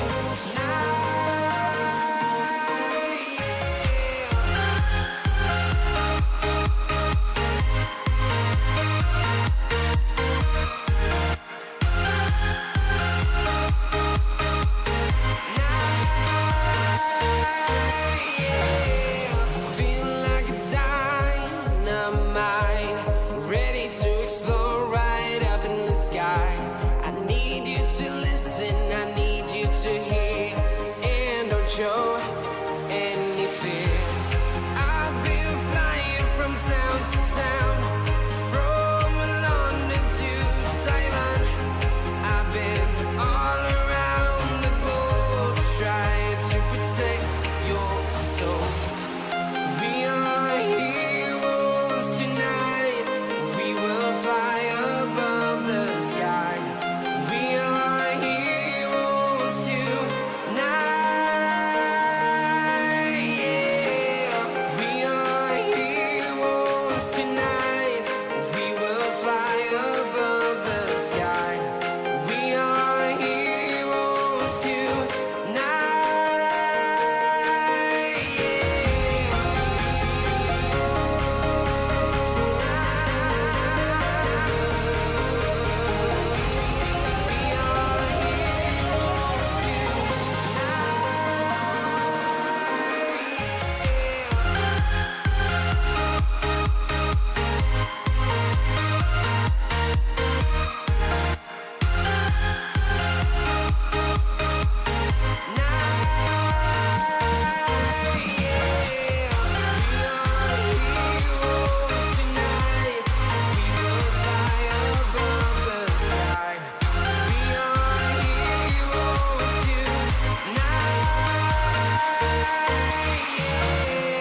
I've been flying from town to town, from London to Taiwan.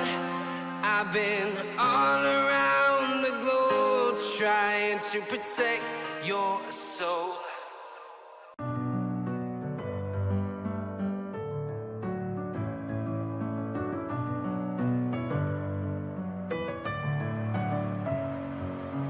Messing with my head again.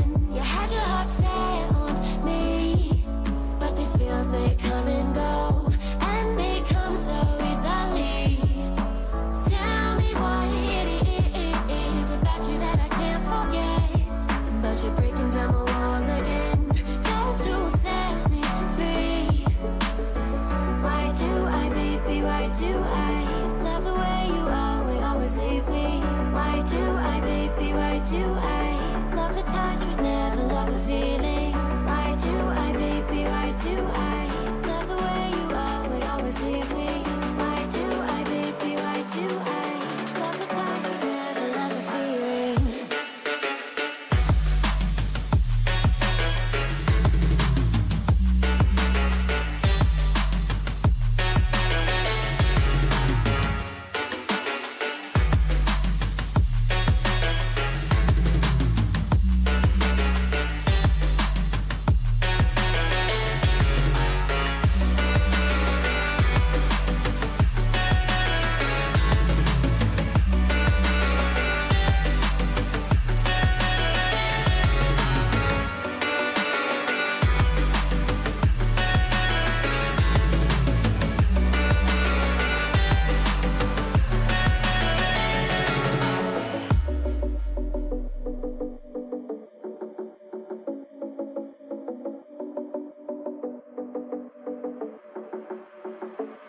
Staying up when I go out, you gotta know I'm all yours. But when I say what's that about, you start slurring your words. Tell me why you have to seem so distant when I'm holding you. Your fingertips are drifting away, and I fucking love how it hurts. Why do I, baby, why do I love the way you always leave me? Why do I, baby, why do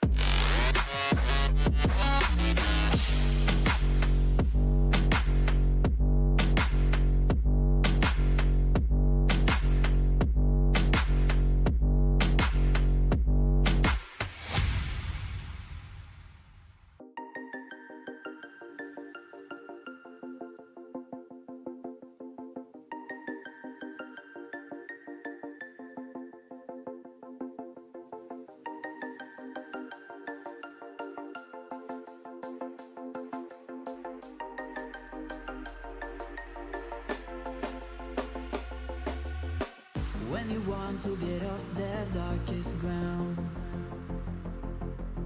but gravity pulls you straight down.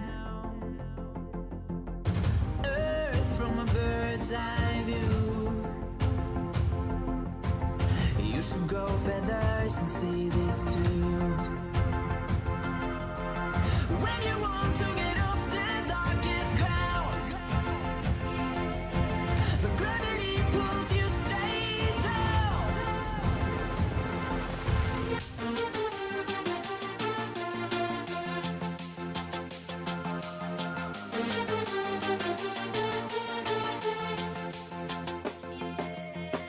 When you want to get off the darkest ground,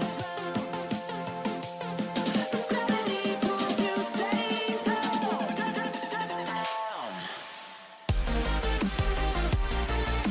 Clear sky.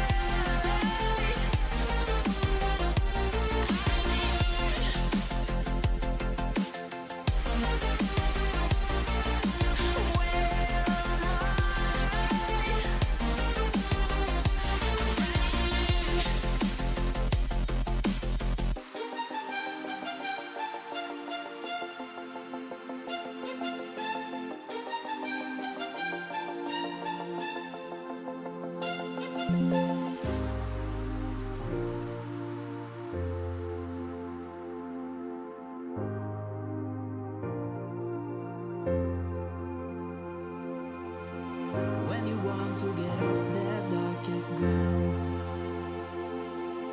but gravity pulls you straight down. Earth from a bird's eye view. You should grow feathers and see this too. When you want to get off the darkest ground, but gravity pulls you straight down.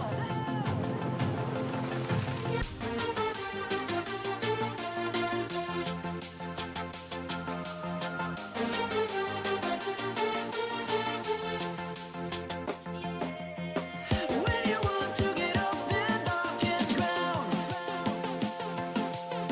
but gravity pulls you straight down.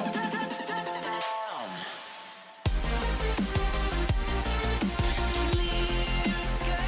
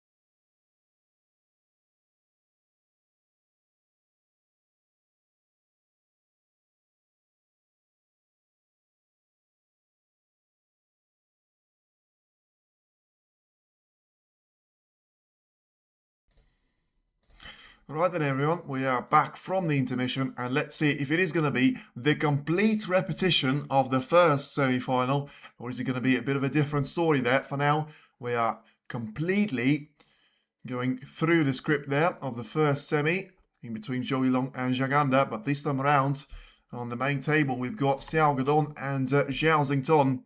So let's have a look if this break-off shot from Zhao Xington will stop Godon from trying to call for this red into the right corner. Of course, we have seen a couple of those potted and missed, you know, majority of them I would say, by Xiao Xington, because he seems to be the player that is very keen to try and get the frame underway. Whether it is going to be by him trying to get advantage or, you know, instead putting himself under a massive disadvantage out there. Now, it's a good shot there from Xiao Godon in terms of getting that red into the pocket, but in the end, once again, that pace slowing down of the cue ball strategy doesn't really work out too well on many of those occasions. And he's just going to be trying to get the cue ball to the top part of the table. And, well, trying as well to free up the black. Make sure he's going to be in the available spot for him. And it's quite fortunate to cover up the red on the left-hand side. And didn't really do too good of a job, to be fair, to try to cover up the reds on the right part of the table. So let's see this red, and, you know, maybe it is going to be the response from Xiao Xington's point of view, because he has been trying to take those long reds, and I have to say, majority that he made didn't really end up with him being on the colours, but this may break the sequence, because he's going to be fantastically well on the black, and it's a really nice shot there from Xiao Xington. Something that, of course, Xiao Godon wasn't quite able to do. Yes, you could say, you know, he had a more difficult shot to be played through, but he only has himself to blame that he left a chance away for Xiao. And let's see now if Xington is able to take this chance to full opportunity there and get maximum amount of points for himself. Get himself straight away to be in the mood of trying to score as many points as he can. And the break off 50 points will do him just about nicely here. You know, he manages to get their opening 2 reds. He's got 4 more of those that he doesn't really need to do anything with. So now should get him onto 48 points or so. And then in the meantime, I have very much of a doubt that he is going to just try and keep the position of the reds as they are. Of course, he is going to be trying to do the maintenance work in the meantime. And then when he comes to it, but it's all going to be about trying to make that shot from the cue ball and into the main back of the reds. Something that he has seen him struggle on some of those occasions, and both of them really, because, you know, Xiao Godon has managed to have a couple of nice cannons to the red, but both of them pretty much came at the point where the frame was done and dusted, so there was no real pressure on it. And also the one that came in the 3rd frame has gone horribly wrong through probably no fault of his own, getting that cue ball to drop into the reds, and then as the blue goal into the right middle. The red has followed him shortly. And in the end, of course, was classified as a foul shot. Xiao Xington went on to make a break of 60 points, which was enough at that stage for him to be leading by 2 frames to 1. For now, he's been pretty steady with the way that he's been trying to take those reds away from each other, and seems to have found another one that he's going to be able to get himself with. So forget about 48 points. May be able to get on something like 55, but once again, you can see that he's been coughing very consistently there, and I do notice it from frame to frame, and at least it's not as bad as we've seen against Chris Wakelin, but of course that was very much at the end of the match, and there's no real guarantee that it's not really going to get worse from this point onwards there, from Zhao's point of view. Now then, taking this red into the right corner, so he has got a variety of those to try and send the cue ball from the blue or the black. I mean, it's usually the type of a player that tries to send them from the black, though, those reds. And let's see if that's going to be the turning point. Once again, he's gone down to hit the shot, but he's gone back up there. Clearly very focused and very important shot there, which suggests he's going to try and spread those reds out. And he hasn't done so. So just trying to play for one more red that he had available to him. So change the mindset last second, I should say. And yeah, he's got the shot lined up for the middle, but I have to say, I mean, he's pretty straight on this one. And therefore, I can't really find out the way that he's going to have to try and set himself with a gap, because, I mean, if you do it off the side cushion, you just can try and do it with a spin. Because you're straight, you know, you can't really just do it with spin, because you'll just end up in the pocket. So let's see what Xington will have to try and come up with here. So, yeah, just trying to make his way through one and every single one of these reds. So, 46 points of an advantage. It's not really going to be enough there with 91, well, 83 by the point that he pots this red available to him. So, let's see what he's going to be trying to do here. You know, the shot of 2 cushions of the black ball cushion. Sorry, of the ball cushion, and then on the right side. If you try and force the cue ball the long way, he's going to try and make contact with the reds, but in the end he was nowhere near them. Yeah, he was quite far away, he even missed the black as well. So just gone around the black, and he's going to have 47 points of an advantage. Add 5 points from the blue, so that's going to be 52. 83 at the table, so, I mean, it's not bad, but it's one of those breaks that doesn't really mean a lot, because you're going to have the remaining 7 reds all to be in the open play. And of course, he's the one that has to try and spread them out here. So he needs to make sure he doesn't, well, ideally for himself, needs to put 1 or 2 onto the side cushions or the black ball cushion. But needs to make sure he doesn't leave any one of them within touching distance there for Xiao to try and do something with. I feel like he's done a pretty good job of it. Like, it could have been better in terms of he didn't really land any of these reds to be on the side cushion. He had got a couple on the black ball cushion, but with the way they're positioned, I wouldn't actually say that it's a problem. So it still can be down to just a single chance there of Xiao. And he should be able to try and to become, well, potential favourite there. If he gets a red into the pocket, then he gets himself into the colour. So he's trying to do it straight away. Didn't manage to get the red. And is he going to get the contact on the yellow? Would have liked for that to be the case. In the end, didn't quite happen. And Zhao still is going to have great visibility of the lower part of the table. Let's see if he's going to be able to do anything with it.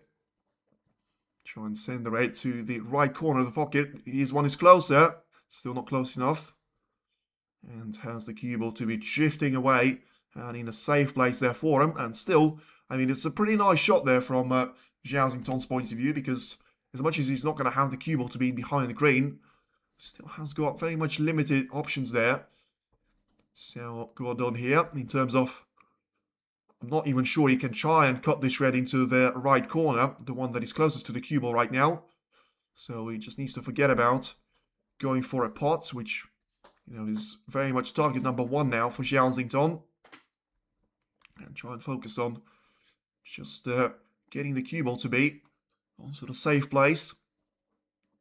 So all about the shot with the cue ball now. He needs to focus on also just, of course, making sure that he's not going to leave any one of those reds over the pocket. So he's tried to cut this one in. And that has compromised the position of the cue ball quite badly. Although, he basically is going to have the cue ball to replace the blue on his own spot. And yeah, because all of the reds that, you know, usually Zhao could have gone for are going to be located straight underneath it. It's not going to be an easy path for him to try and get any one of those 2 reds in. And the red that was missed by Xiao has gone onto the side cushion, so probably doing himself a bit of damage. And Zhao clearly trying to disturb the black and still manages to guide the cue ball past that blue that has gone away from its spot. And yeah, it's a really nice shot. Well played there by Zhao, because that leaves very much a minor escape route for Xiao. And he's got a couple of reds that he can try and do that with, but the gap is not really going to get bigger from it. So yeah, it's a really good shot there from Xiao. And let's see if the response from Godon is going to be there to back it up. Yeah, a bit of a necessity shot there needed for him. So let's see if it is going to be all about trying to get that cue ball lower down the table. So 52 points of a difference. Still very much the underdog, but the way this safety play has been going, feels like he's still in there with a chance. The cue ball is going to be quite close to the yellow pocket, but not close enough for it to drop in. And he's left a long red. The cue ball is on the side cushion though. That red is miles away from the pocket. And he doesn't really have the angle to try and send that red towards the pocket while still controlling the cue ball to go to the top part of the table, unless he plays it with real power. And right decision there for me. Onto the side cushion and just trying to control the cue ball, which still could have done a better job of, to be fair. You know, the cue ball is going to be pretty much on the edge of the D. On the top edge of the D. Close to the yellow pocket once again. And Yeah, this really feel like the closest to the cue ball diagonally across the table. Once again, it's playable there. And as much as there are a couple of problematic raids there for Xiao, it's still nothing that will make Zhao Xingtong feel particularly safe. And I just have got the feeling that one of these long raids that he keeps going for there, Xiao, still unable to make it, but one of them inevitably will go in. And he'll have a very similar chance to the one that he had in the first frame to try and steal the frame away from Zhao Xingtong. Let's see, he's got a couple of raids to try and potentially send towards the right part of the table, because the raid that Xiao has missed has been going to the top part of the table, but in the end hasn't quite reached the point where it would have been playable there from Zhao Xingtong. And oh, this is going to be really interesting to see as he managed to cover up that raid. Yes, will be close finish again, I believe. Yes, so let's have a look at that, because I feel like we are going to get to a very interesting point here. That raid to be taken into the corner pocket there from Xiao. Let's see if he's going to try and get his way past it. He can't do it there, so once again he needs to put one of these raids into the left corner, otherwise he needs security on the cue ball. And well, he's not going to get the bottom. Is he going to get the security on the red? He might do it, but he's still going to leave a couple of more difficult raids away for Zhao Xingtong, which is not bad, but it's not perfect. And he needs to just try and deal with the flow. But for Zhao Xingtong's point of view, he's got the yellow compromised. Apart from that, maybe one of those reds quite close to the black ball cushion. Apart from that, there's nothing really that I would have to say would make him feel super safe. But he's played an absolute cracker of a shot into the left corner. Fantastic there from Zhao Xingtong. And it doesn't matter to him that it was difficult. He's only gone and done it. And now a couple of shots away from making it a 3-2 of an advantage. And once again, super important for someone like him to try and be off to a great start, especially with shots like that to be in the meantime. And I did say Xiao Guodong is going to have another chance where he had a couple that he missed. And in the end, Zhao Xingtong wasn't going to hang around until he was going to finish another one. And now it is Zhao very much back in the ride here and in the driver's seat. It's all about trying to get the black in, which will get him 68 points clear with 67 at the table. So then just a bit of time for him to try and practice his queuing. Someone like Watchalong will say. 68 points ahead, as you can see. So in terms of he wants to probably avoid something that we've seen in the frames number 2 and 3. Such a terrific pot of this Zhao. Well, it wasn't quite a long pot, I have to say. But it was a really good shot that he made. And yeah, in the end, it's a real danger. And it's probably one of the most dangerous combination when you've got the brilliant long pots, which I still don't think he has. I am going to put my point across. But his positional play, if he manages to make more of those long pots in, which I'm not sure, maybe I'm just missing something, but he's got such a brilliant connection of basically the two most important aspects of the game for you to be on the attacking point is your positional play and the way that he gets himself into those chances. And if you say, and you know, if 10 people say to me that I'm wrong, I'll have to admit it. If he manages to get all of those long pots in, or at least, you know, can't get all of them, but 70% or even 50-60% of those long pots in, that's always going to give him the foundation to get those chances. And when you have those chances, what do you need the most in snooker? You need to be clinical, and you need that positional play to always be with you. And that's exactly what you're going to put on the CV of Zhao Xingtong. A brilliant raid that he's taken along the black ball cushion as well in the meantime. So it's not going to bother about, you know, making this a century break, which of course he can't at this stage. Scored too many points at the start of the frame. And in the end, it is going to be 100 points here. Advantage for Zhao Xingtong. And ultimately, it's still an important thing there. I mean, I know I kept saying it in the match of Zhang Anda against Zhou Yilong, but trust me when I tell you, Zhao Xingtong ain't Zhang Anda, and he's certainly not Zhou Yilong. He's going to be here to play, and when he's going to be playing like this, he's going to be the most dangerous player on the tour right now. Especially with the likes of Trump and Murphy, the two-man in form, being knocked out of the tournament already. So let's see if he's going to be able to find the perfect cut on the yellow. Of course he wasn't, because it was such a terrific cut that he had. But still, a break of 56 points. Not quite the highest break of the match for himself, but he's still going to do the job nicely. And it is Xiao Gadon 2, Zhao Xington 3, as we lead onto the frame number 6. Thank you very much for everyone tuning in. Feel free to hit the like on the stream and subscribe to the channel. This has been an absolute cracker to watch. Something that I didn't really predict. At the same time, though, I knew that this one was going to flow a lot quicker than the first semi-final. But if you look at the way that the highest break has actually gone, then it is still very much advantage Watchalong and Zhang Anda, because they had the breaks of 95 and 98 by this point, and the highest ones that we've seen have been the breaks of 69 and 72 there. As I said this morning, this final could be short. Well, you know what? I actually do look forward to...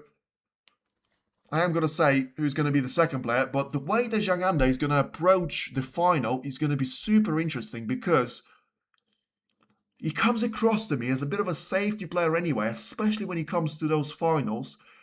So if it's going to be, he's going to need two different tactics there. Depends on who's going to be facing in the final.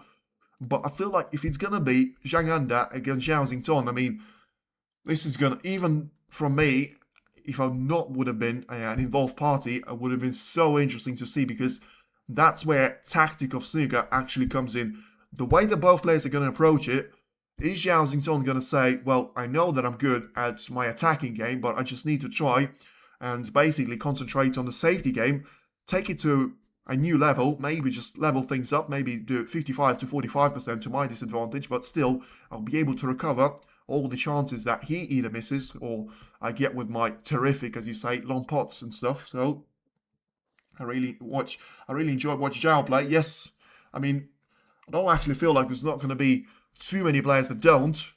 Maybe Xiao Gadon fans right now.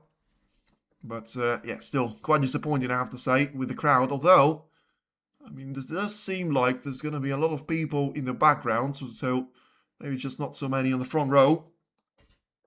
And whatever you do in the chat, make sure it is going to be in English language. I can afford Ukrainian. Absolutely. I'll even praise you for it. But apart from that, unfortunately, the knowledge is not quite there. But yeah, I mean, Zhao Xington is going to have to try and finally build up to the momentum of two-frame advantage. You know, it had a 2-1 lead. Now he's got a 3-2 lead. But as I say, I mean, that's a complete repetition of what Zhang Anda and Watchalong has done. And in the end, it did cost Watchalong quite badly, because he wasn't able to hold on to that gap for enough of their match time. And even though he was, in the end, able to force the decider, still haven't proved enough for him to be the case. So the Reds to be separated away. The cue balls are going to be heading to the top part of the table. And play the shot pretty nicely there. Xiao Gadon. I'm not sure that the red is into the right corner is going to be able to give the cue ball a chance. Basically to miss the black on the way down. But Zhao Xington clearly done his calculation in a split second there. And he's going to go for a couple of reds next to the pink, which still seems like it's going to be blocked off by the pink. So let's have a look at this one. Obviously trying to aim for a very thin cut on the edge. Ooh, I mean, that was not thin, but he didn't catch the pink, which is nice. And he still got perfect traction on the cue ball. Perfect position there, by the way. I mean, talk about thin. Forget about thin there. This is a brilliant shot there by Zhao Xington. And Xiao Gadon couldn't believe it when he was coming back to the table. Simple, yet super effective. Which one of these two do you think have a stronger safety here? Oh, it's a good question. Xiao Gadon. Xiao Gadon. I say it's a good question. It's a pretty obvious one. The reason why Xiao Gadon is a real threat, because he's got the upper hand on Zhao Xington in a couple of aspects of the game, in being consistent and his safety battle. He's one of the top players, I would say, one of the most underrated players when it comes to the safety game, and just because he's got really good long shots, and sometimes he's able to produce some great steals as well. People forget about him, but in the end, it feels like he's going to be, for this season, Selby obviously number 1, Allen number 2, number 3, it's going to be quite a difficult one, but I am probably going to say someone like Xiao Gadon for the pure consistency factor. As I said, he's looking to try and reach his second ranking event final, which I'm pretty sure only Judd Trump and Mark Selby have managed to do. I'm not even sure Selby's done that. He had a UK championship and that's it. I mean, tell me about it then. Judd Trump had 3, yes, but I mean, John Higgins, did he make 2 ranking event finals? No, he didn't. So, and Zhao Xington didn't even make 1. So Xiao Gadon has been a real underrated player this season, and there's a reason that he's gone from the world number 18 to the world number 10, and ahead of Ronnie O'Sullivan there. yes, Ronnie didn't play at all in 2024, so he hasn't got any of those ranking points apart from the World Championship and a couple of early tournaments as well. So if he is to come back next season and play more of these tournaments, he's going to have a lot of ranking points to gain, which I know he's not going to care about, but we as fans might, because as much as we don't really care which position he's going to be, it gives him the better draws, and that's a fantastic shot there by Xiao. It looked like he was going to be the kiss on the yellow, and I was waiting that one in slow motion, but the cue ball just never touched it, and that means that the visibility of Xiao Gudong is going to be limited to 1 or 2 reds. But, well, to be fair, he's taken this one with no real effort there and still manages to get a real good outcome. But to be fair, now Zhao Xington has got the second red, which he didn't touch, available to him. And if he gets that cue ball, once again behind the yellow, this could be a problem there for Xiao Gudong. But we'll have to wait and see the way that the safety shot now develops. Ooh, I mean, that's not really gone according to the plan. Has the cue ball to bounce away. And without touching the red, so instead of going for an advantage, I feel like Zhao Xington will be disappointed with himself. Because, well, I mean, Xiao Gudong is actually asking the referee to put this one back. That will be very impressive if Zhao wins again World Championship. I don't know what you... yeah, I mean, like, the fact that he hasn't reached the final this season, yeah, I mean, that would be incredible, but I don't feel like that's going to be the case. I feel like he's going to be a threat. And he's coming back alive here in terms of his form. He's better than what we've seen at the disaster matches in the start of the season. Ever since that Shanghai Masters campaign. Let's have a look where the cue ball is going to finish, by the way. Because I feel like, now to be fair, he still is going to have the left-hand side there. Xiao Gudong to try and work his way through. So he's not going to be under all sorts of trouble, which I might have thought he will be. And Zhao Xington still trying to hold on to that frame lead. For the second time this match. Ooh, that red could have been going into the right corner pocket, but caught another red on the way in. And in the end, he's going to be resting nicely onto the black ball cushion. But another great control from the cue ball perspective. And Zhao Xington is not going to have an easy way of getting himself back down to the table here. In fact, he's going to have a very difficult shot to trying this red to be going away from the black ball cushion. And, well, I mean, that's a horrible shot that he's played. Where's the power on the cue ball? It barely gets past the blue line. That is a horror shot that he's played. And he's very fortunate not to have any easy colours there set up for Xiao Gudong. But this is still dreadful there because he's left him a red into the right corner. So we'd like to see what happened there because it looked like, you know, he could just about see enough of that red, which, if anything, was going to witness the cue ball going with too much pace there at the end, but in the end that clearly wasn't what Zhao Xington had in mind. Whatever he had in mind, it's going to be a very costly mistake if Gudong is able to get himself onto the colour. Probably the blue or the pink. Now then, the moment of truth, he's missed the red. He's missed the red, and he wasn't going to be on the colour anyway. Now, where's the blue going to be? Is he going to be in the way of the red? No, he won't be, but, I mean, what a horrible shot there from Gudong as well, because he wasn't on the colour, and he didn't manage to get the red, which was quite straightforward there for him to be taking. I know it's easy for me to say, but for a professional, you know, when you're working, when you're making way through those chances of a safety play, these are the kind of shots that you absolutely dream about.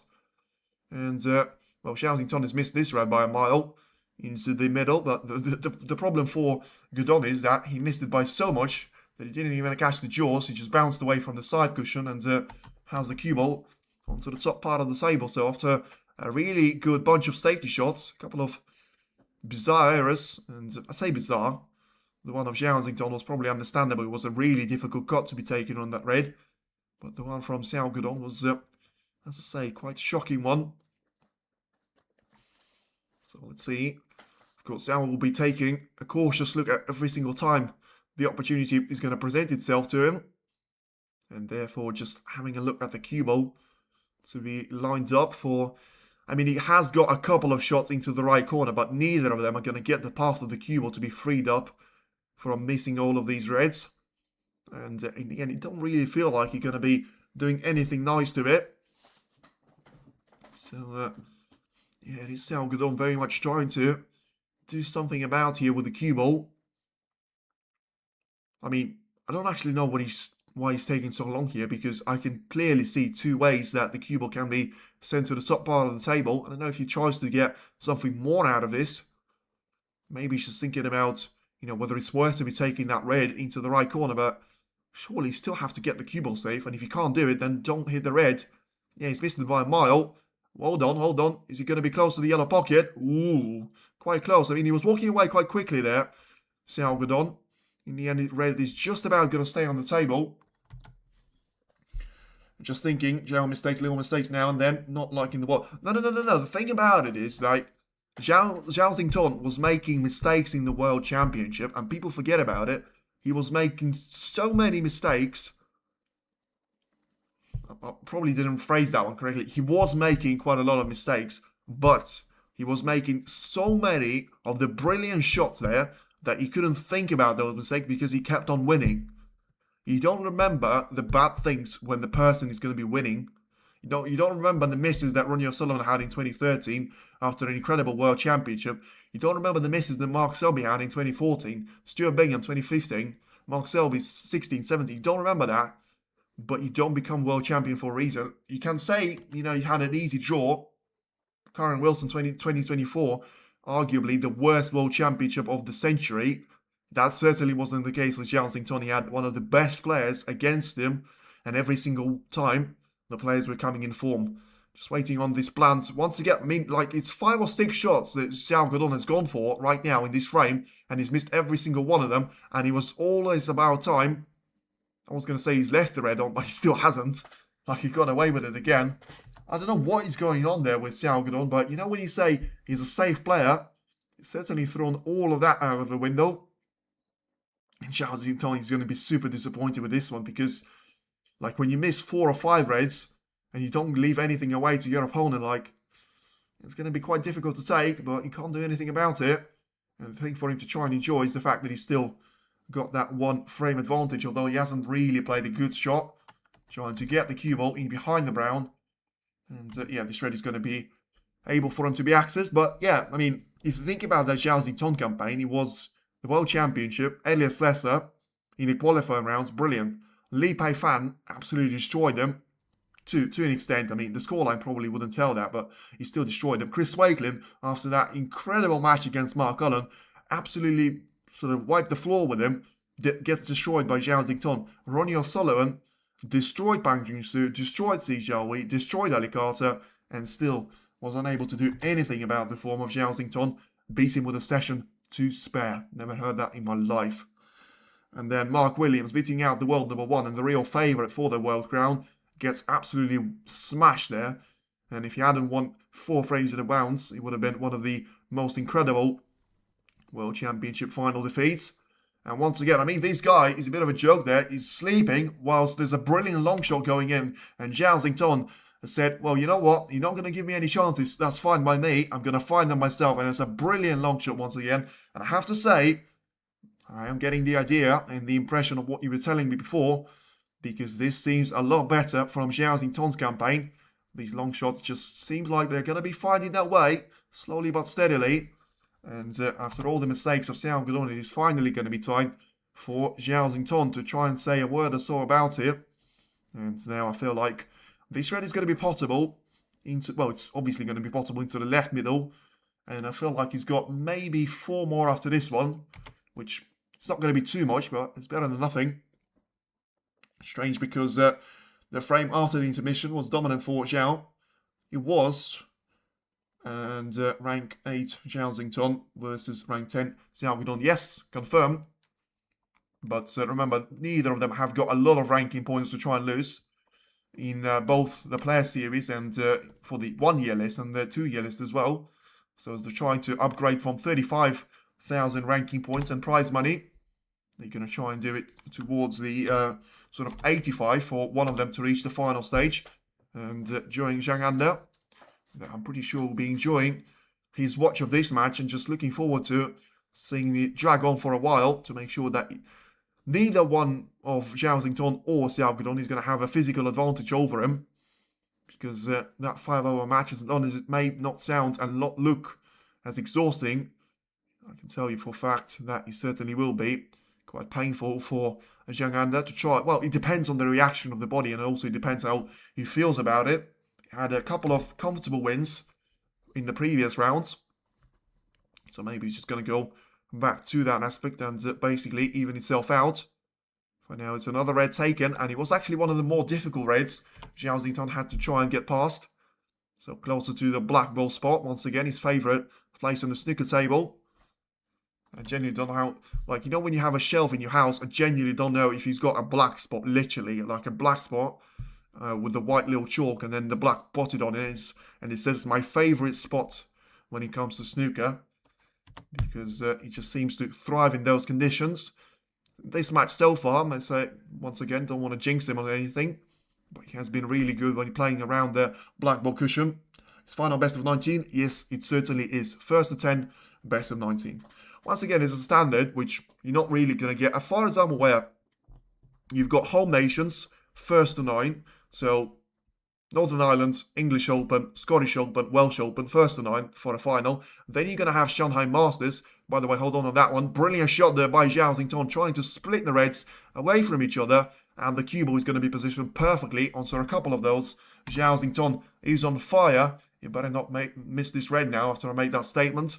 He's just played one of the best shots of the, well, certainly of the second mini session, because it's only just started. But concerning times for Xiao Godon, because if anything, I thought he was going to be able to try and just level things out there in terms of the performance of Xiao Xington and just keep the match as close as he can, maybe get a couple of frames ahead. Doesn't seem to be the case. Xiao Xington clearly enjoying himself the way he plays, and another thing that I'm going to mention is that I haven't seen him coughing for a frame or two ever since the intermission, which is nice. And yeah, finish on the finals. The only 2 finals that I know are not going to be first, well, 3. World Championship, first to 18. Then you're going to have Shanghai Masters, first to 11. Home Nation Series, the ones that are listed, English Open, Scottish Open, Welsh Open, Northern Ireland Open, first to 9. Apart from that, all of them are going to be first to 10. I know that in the past we've had the likes of Indian Open, Gibraltar Open, but they're not going to be on the tour with us right now. And from what I've seen next season, it's not really going to be changing anything, because now we've had 2 seasons of basically the same tournaments there, of last season and this season, and doesn't look like we're going to get anything new to join the calendar of World Snooker Tour next season as well. Apart from Q School, but I mean, I'm talking about the actual professional ranking tournaments and invitational as well. 51 points now is going to be the advantage of Zhao Xington, and he's still very much the player to beat here, especially if he used to go 4-2 clear and put the real pressure on Xiao Godon from his point of view. And you need to come up with an answer there from that point onwards. If Zhao are playing patiently, not to push putting difficult balls and playing safe, Zhao undefeated. Yeah, Haruf, I get that, and I agree with it. But you're asking too much. And also, as much as we want someone like Ronnie to dominate the sport, I mean, do we really want the perfect bot machine? Like, at some point it is going to get boring if he's going to be that perfect. I get what you're saying, but you need to have some flaws there. But otherwise, it's just going to be boring to watch there. Because if... No, seriously, on a serious point, if Zhao Xington was to do that, I feel like they would lose inevitably. Like, there's a reason why nobody's ever done it. I feel like he would genuinely lose some of the aspects of the game if he was trying to change himself. Like, I'm genuinely about it, because you can't be perfect, and you can't be perfect in such a variable sport as snooker. There's so many factors that you have to take into account that surely it is just going to be the same story as the article that I was reading maybe a year ago or so, that Ronnie was trying to change his game to be able to get from snookers to find his way out of a snooker escape, and he damaged his overall game, and he was like, no, I'm not going to bother, because it's just going to have a negative impact on the aspects of the game which are a lot more important to me.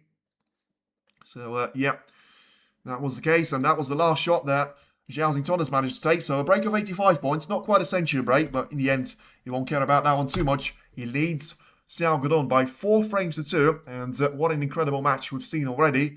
I am going to leave you for just a minute or so, because I need to go for a toilet break myself. I'll be back with you in just a minute, and then we'll continue to see who's going to be the winner. And through to the final, is it going to be Xiao Godon, or is it going to be Zhao Xington?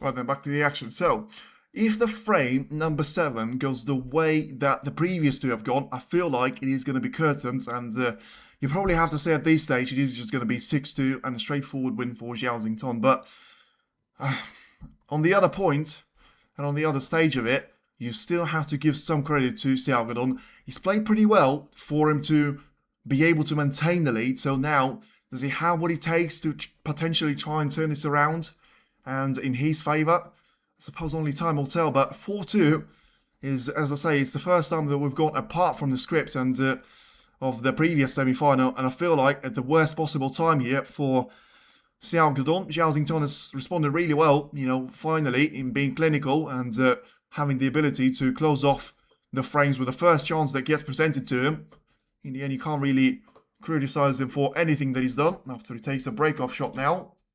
And once again, even perfect in this aspect of the game. And this feels like the start of the 5th frame. Absolutely spot on. The intermission just finished. Xiao Gedong goes for this raid, misses the position on the black, and it has gone downhill ever since. It doesn't seem like he's scored any points ever since that point as well. And, well, he's going to go for this red again. But I have a feeling that he won't be able to make this one in. And even if he does, that position on the black is still going to be very much difficult to be asking of. So he's played for the bold colours. He got the red in, to be fair. Now is he going to have the position? It doesn't look good. It doesn't look good. Now he needs to slow down. What's the camera doing, man? I want to see where the cue ball's finished. Don't show me the replay now. And, no, it's fine, to be fair. It's really well played by Xiao Gedong. Well, as I said, I mean, he can always try and turn this around, but it needs to be now. 5-2. That's going to be too late, I'm afraid. And Chris Wakelin will confirm that. You know, when you try and come back from being 3 frames down to Xiao Xington, he's still able to find a bit of steam in himself to get over the line and in the most bizarre circumstances still to defeat Wakelin and get himself through to the semi-final, which is playing out right now. But at least, you know, he's going to have the chance to try and maybe get a couple of those points on the board without facing too much of trouble there, Xiao Gedong. Especially if he gets the black into the right corner pocket without compromising himself on the next couple of reds, because, you know, he's slightly overrun for it, I'd say. I don't know if it was intentional, trying to spread the reds across the table and away from each other. Yes, must win from Force Out. Yeah, I mean, I said it at 2-1 or something. Every frame is a must-win from Xiao Gedong, and it certainly is going to be the case now. Because even if it's 5-4 in his advantage, he still doesn't want to leave it very late to a decider. Because I'm pretty sure he's yet to experience one coming into this semi-final, and Xiao Xington has managed to come away with 2 wins out of the 2 deciders that he had. And, you know, he didn't have a bad draw either, because he had a match against John Higgins, which is not really going to be a gimmick. Then he had Mark Selby, and then Chris Wakelin, for him to be playing pretty much maximum number of frames on each of those encounters. Oh, Xiao Gedong tried to make the contact with the bunch straight away, and has he managed to land on the red? He doesn't feel so. I don't feel so. The referee doesn't know what to do. And, well, you can see that little look on his face right there, clearly suggesting that he's not on the red. And he's going to have to try and find a way out of this situation, which, easier said than done. I mean, he's basically stuck in the middle of the reds, but he's not on one, incredibly. Just all seem to be in the way of each other. There's 3 reds, which all could have been potted into the left corner, but one is in the way of the second one, and the second one is in the way of the third one.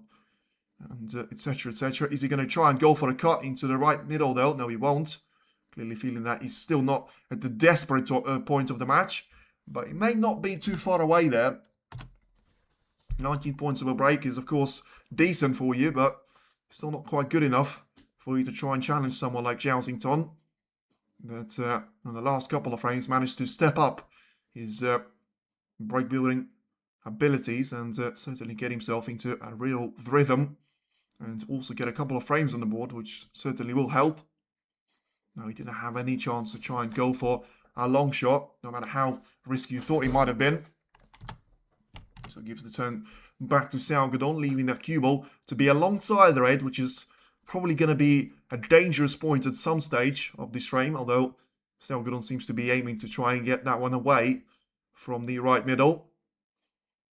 So, well, I'm not too sure the way that he's going to plan the cue ball, just on the lower part of the table then. But he needs to make sure he judges the contact really well. And he has, to be fair, he certainly has done that. Because if he hasn't done it, he would have had the red available into the yellow pocket and also into the left middle to be taken there by Zhao Xington.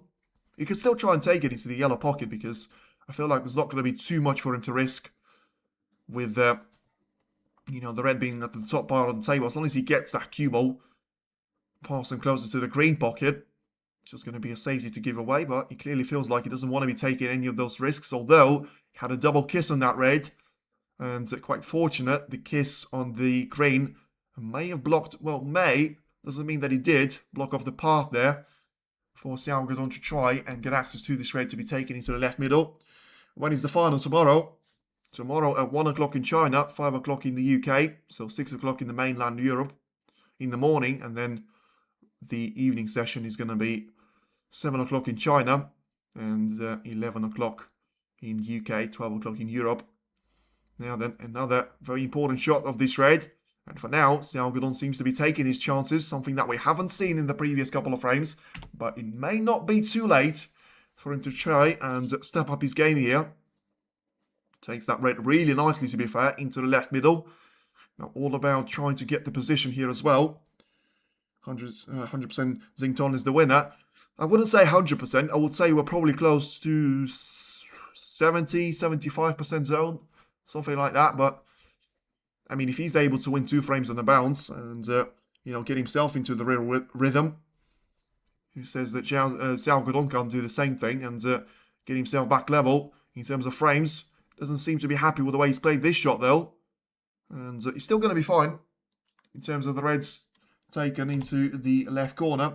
I still think Zhao can have the... Yeah, as I say, I feel like it's too late. If you told me before that red was left to him, I would probably say 80, but, you know, there's one chance sometimes a lot more than you think it is in the frame of snooker.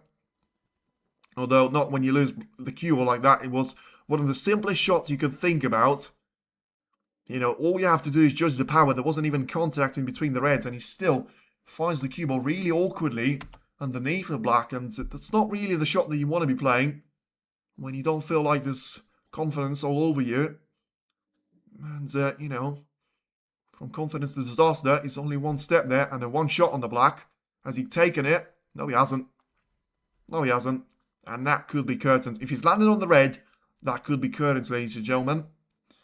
And he's going to have to try and fight back, but that 70% of a chance has probably gone to 85 because that was completely self-inflicted on himself.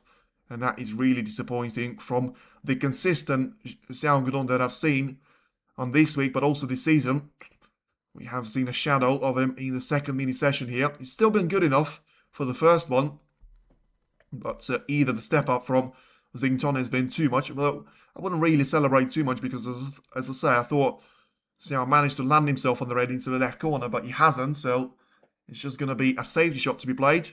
Unless... I mean, this is going to be incredible if he goes in. This is absolutely stunning from Zhao Xington. I mean, that is... You can see the crowd cannot believe it in the background because from the angle that he had on this raid, he had absolutely no right to get into the yellow pocket. And Zhao Xington is very close to being back. As long as he doesn't miss the black here, it's going to be all about trying to get the cue ball past the reds. And, well, I mean, that could have gone better. In fact, I'm not sure he could have gone worse. I'm not going to criticise him for it because he made the black in. He made a firm contact with the reds. And the fact that he's landed in the middle of around 10 of them. I mean, that's not 10, but 8. I mean, that's really unfortunate there for him. But, yeah, if he's going to be able to find shots like that into the yellow pocket, I feel like there's going to be something like 85% of a chance for him to be the winner. Although he's still unable to do this for now. So, a safety shot to be played. But he can afford a bit of a drop-off like that because, as I say, I mean, he didn't really do a lot wrong with that shot. Maybe just slightly more power, but, you know, if you have slightly more power, I'll be the first one to criticise if the cue ball is going to be lost control of and sent to the top part of the table. He's done the right thing, but sometimes you need a bit of luck to go your way. And sometimes it doesn't.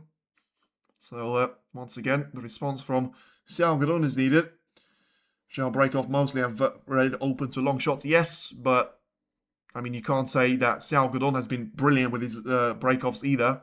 And also, I mean, how many of them have actually been converted to a fantastic shot from Xiao there? You can't really criticize him for it when he hasn't been punished for it.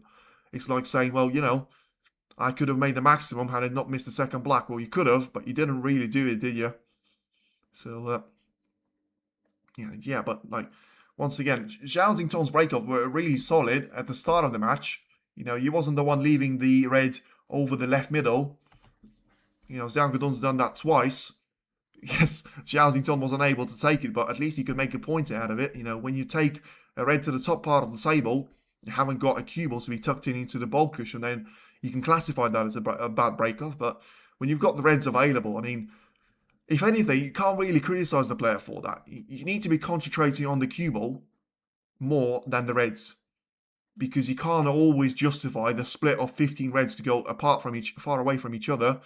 For now, Xiao Guodong looks like he's preparing to go for a shot. Ooh, I mean, that is the definition of unlucky, and that is the definition of fine margin, because that red, it seemed like it was always drifting into the pocket, but in the end, it had just about touched the front jaw, and with how unforgiving it is, you know, had a lot of pace for it to wobble in the jaws and just stay away from the pocket. I feel like the same shot is going to be taken by Zhao. He's lost the cue ball. Is he going to be on the collar? He's going to be on the yellow, so that's fine. And yeah, I mean, I feel like he's just at a point where you have to criticize him for something. You know, he hasn't got his shirt tucked in. He hasn't turned up on time. He's been yawning. He's been sleeping. His breakoffs has been off. And yet he's about to be challenging for a 5-2 lead in the semi-final against one of the most consistent players, and certainly the most informed player coming into this match of the entire week. So, you know, despite having some of those health issues.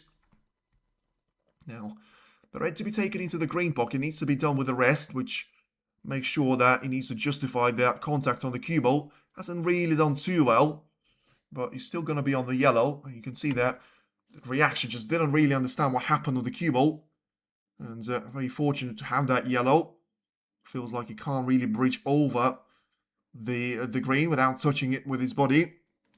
Xiao will win. Well, Steven, from this point of view, you have to say that's very likely to be the case, but let's have to wait and see. As I say, if you said Xiao Guodong is going to have to win, I'll probably say yeah, but because I don't want to actually jinx the player, because I am really looking forward to the final tomorrow, like already. I know I'm trying to savor this one, and make no mistake about it, I'm really enjoying this semi-final, because this is something that I really wanted to see, and this is why the second stream was always more anticipated from my point of view, because it's quick, it's fluent, it's got mistakes, yes, but it's still got great quality of the two players. I would like a bit of a step up from Xiao Guodong, but at the same time I realise if he was to step up, then I'm not guaranteed to see Zhao for 10 more frames in the final. So I'll probably take the middle point of that. Another great shot there from Xiao, trying to hold the cue ball for the reds underneath the pink spot, and managing to get himself lined up perfectly on the next red, whilst getting a couple of those reds to be away from each other and away from the pink as well. Finds himself only 1 point down here, Zhao, and you should be able to see the cue ball just being sent into the main pack here, which is going to consist of around 2 reds here at this stage. I thought he was going to try and make contact with the red underneath the paint, but clearly feels like there's no necessity for that to be the case right now. So just taking the one slightly above the paint, playing for the blue. And at this stage, I feel like he's going to need all of these reds, apart from maybe the last one. But also, it's not going to be a massive difficulty for him. You know, all of these reds are going to be either on the left bar or at the center of the table. And you can quite easily get in behind of them to play the reds either into the right corner or the right middle pocket as well. So for now, it's all looking quite nicely there. Away for Zhao. Let's see if he's going to be able to drop this red in with no real power on the cue ball. Certainly able to do so right now.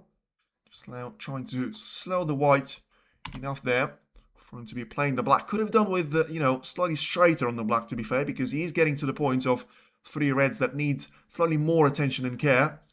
The first one is taken really nicely there, having to shut down all the power on the cue ball and basically travel it along the straight line for him to have the access to the red closest to the left corner pocket. Probably the only one which you can quite easily get into the corner pocket, but he could have done without that kiss on the red, although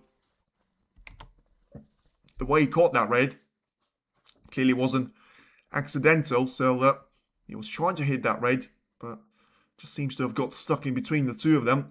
Has to bridge over the red to try and go for the pink, so no surprise about him attempting to go for the blue. Has he got it? Ooh, just about drops it in. You always felt like it was going to be slightly further away there from the center of the pocket than he would have liked it to be, but because it was the middle pocket, it seems to be slightly more forgiving there. Not naturally on the snooker table, I mean, there's no shot content about it. 35 points left on the table here, so Xiao marching on towards another frame win, and a 5-2 lead will certainly be something that you would have dreamt about and said, thank you very much, I'll take that ahead of the match has started. But he could have done with getting slightly closer to this raid. He still needs it, and he set himself up with a shot diagonally across the green pocket, which, I mean, at this stage, don't take it for granted. The clearance is still on there, and he's played it with power. I don't understand why he's done that. I really don't understand why he's done that. He can be really lucky if he didn't leave the shred away, and he hasn't. Well, that was amateur. And he was amateur last season, but he's not an amateur now. But that was such a silly shot to be taking on for the simple reason of why on earth would you try and get himself basically like as if it was, I can take it 9 times out of 10. Well, yeah, but there's still going to be a shot where you miss it, and you don't want that to be the case on a frame ball. I know he's 34 points clear, but there's still 35 on the table. And there's also a factor of maybe getting a snooker on your opponent. It's just the fact that he's letting Xiao get on back of the table there. Seems quite a big thing here as well. So, yeah, managing to get snookered here, Xiao, but he should have the straightforward escape, leaving that cue ball down the spine. This is better. Wants the cue ball to try and stay behind the brown. Gets a slightly fortunate kiss of the pink, but I feel like he deserves it. Played the shot really well, to be fair to him. Now needs to pick up the pieces. The reason why I say it's such a amateur mistake is that because all 6 colours, yes, not all of them are going to be on the spots, pink and green, are slightly away from them, but the 35 points clearance is still very much on there if you leave this red over the pocket. The only difficulty probably is going to be trying to land yourself on the black and then just getting up the table onto the cue ball. Colours on the spots, yeah, basically, so just pink and green, as I say, away from their spot. Oh, this is going to be close, but it is probably going to be a disaster. Really well played there by Xiao, because that's the way you recover from making a mistake like that. He was snookered. He managed to justify perfectly the contact point of the cue ball away from the cushion, push that red down the table, down the spine, was blocking it, and Xiao basically put that red over the middle pocket. Could have fluked it, but still would not have been able to go for the black anyway. So, yeah, thank you. That is basically frame over. And despite Xiao trying to create a bit of drama for the World Snooker Tour to be posting on their YouTube channel with headlines drama, incredible steal from Xiao when he was leading by 34 points. He's still not going to be able to do anything with it, Xiao, and now just gets that cue ball down the table, and well, it's all going to be about making a total clearance if he wants to. And GG's 5-2 over lead. Not quite, but probably about as close as he's going to get there for Xiao not to have the response. It is really surprising to me. The most consistent player this week has gone and lost 3 frames on the bounce in the semi-final, and the match that has started with it being 2 frames each and a perfect parity. In the end, he's gone and taken a massive swerve towards Xiao being the winner, and especially if he's going to play browns like that, he's going to be able to conquer the world and certainly be the one to beat in the World Grand Prix final tomorrow. But he needs one more frame for him to try and find that missing piece. For the first time since the World Championship final, it is going to be Xiao just 1 frame away of making it to another final in the ranking event. And he's tried to do it again, a double into the left corner with the black. He's tried it before, and he got even further away from it, but in the end you can see that he's smiling and enjoying himself, And the crowd here in the Kai Tech Arena are certainly going to be enjoying this one as well. It is Zhao 5 and Xiao Guodong 2 as we approach what may be the last frame of the entire match here. Or does Xiao Guodong have what it takes to try and battle for a couple more frames and then just say, I am here to win, but I'm here to compete as well. And, you know, maybe he's going to be able to perform at his highest level that we've seen, but he needs to try and do it right now, otherwise he's going to be in deep trouble. Thank you very much for 500 people watching. Appreciate every one of you. Semi-final appearance. Feel free to tune in for the final. Can't wait. Zhang Anda against Xiao Guodong or Zhao Xingtong. We'll have to wait on which one of the two is it actually going to be. But for now, as I say, thank you very much for the support. Feel free to hit the like on the stream and subscribe to the channel. It has been an absolute pleasure to be watching pretty much 95% of those matches, because the ones that we did with Ronnie O'Sullivan against Zhao and Xiao Guodong has been really fun to watch. Chris Weigler and Zhao Xingtong needs no comments at all. Second best match of this season, I would say. From a semi-final appearance, there was a better final, but certainly from the quarter-final appearance as well. We'll call it the second best match of 2026 for now. It's probably the way to describe it. And then, you know, just the way that the first semi-final was a bit of a slow burner, but it was delivering at the end. You know, a lot of drama, a lot of mistakes, a lot of high quality breaks as well. So, and a bit of everything that semi-final. And then in the end, you turn up to the scene and you see the likes of Xiao Guodong and Zhao Xingtong deliver an absolute beauty of a first session. Bit of a dropper from Xiao in the second session, but maybe it was just too much for him to try and handle, beating the world champion Ronnie O'Sullivan, Karen Wilson in the same week, alongside the likes of Si Zhao as well. You know, sometimes, you know, when you play super well against the top seeded players, it may just take a bit out of you, and therefore you may not be able to try and settle for the best possible results from your point of view. So for now, it is very much looking forward to seeing Zhao Xingtong and Xiao Guodong back at the action. As you can see the applause there from the crowd. Xiao Guodong is back at the table, but probably doesn't deserve a lot of them.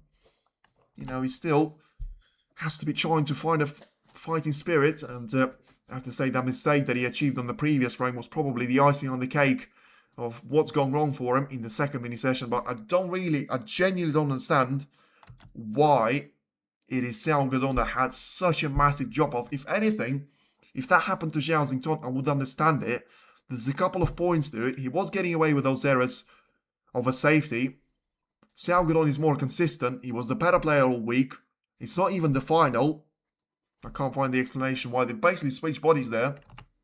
And Zhao Xingtong managed to find those consistency levels, which, you know, got him into this position now with a 5-2 lead, although he hasn't played a good safety shot now. So, well, surely now this has to be the time for Xiao to try and make a break of 70 points or so. Takes a beautiful red into the left corner, and he's going to be nicely on the black. Well, I'm not going to say anything, but once again, it is a chance for Xiao Guodong, and he may be the one that he actually turns out to be the last. Kensington maintain his 100% record in ranking finals. Scott McCarter, well, he can if he reaches it. I feel like he's going to be a real threat, because I'm not going to say he's going to be the easiest opposition, because don't count your chickens yet, but Zhang Anda has been no match for Xiao Guodong this week, and you can take it wrong, you can take it disrespectfully, but as I say, Xiao Guodong has been by far the best player whole week at the World Grand Prix, and what happened to him in the first 3 frames of the second mini session, I guess we'll never know. Zhao Xingtong will win. Well, he's likely to, but he's not over the line quite yet, and we'll have to wait and see on who's going to be the winner of this match. For now, it is still Xiao Guodong trying to get that black into the right corner pocket. Has got a couple of reds on top of 16 points that he scored to try and make his way through. So for now, the one to be taken into the right corner pocket probably will be the easiest. He's got a couple of shots to be taken into the left part of the table. A couple more reds slightly alongside the pink as well. And then a couple more into the middle. And you say a couple more, and then all of a sudden you find yourself with a gap of 48 points or something, which is actually what he's going to be there. If Xiao Guodong is able to take 3 more reds after his black, with the expensive colours, which still will be a starting point. He had the break of 19 points in the previous frame, and it has gone horribly wrong for him through, I would say, not a lot of fault of his own, but also there was a bit of that when he was playing for the cannon of the pack while still having some of those reds available. He's done that again. And has he done the same mistake again? He's going to have the pink pretty much on the blue spot and the cue hole quite far down the table. So, I mean, informs Algodon puts this one no problem. And he basically wins the frame from here because that's probably the last of the difficulty shot that he has to play. Maybe the fact that the blue is going to be out of his spot slightly, but he still should be able to stay on the black. But for now, the pink to be taken into the right middle. This is super important for him to try and stay in this semi-final. And he's done the pink. Now, where's the cue ball heading? I don't really like the line from his point of view.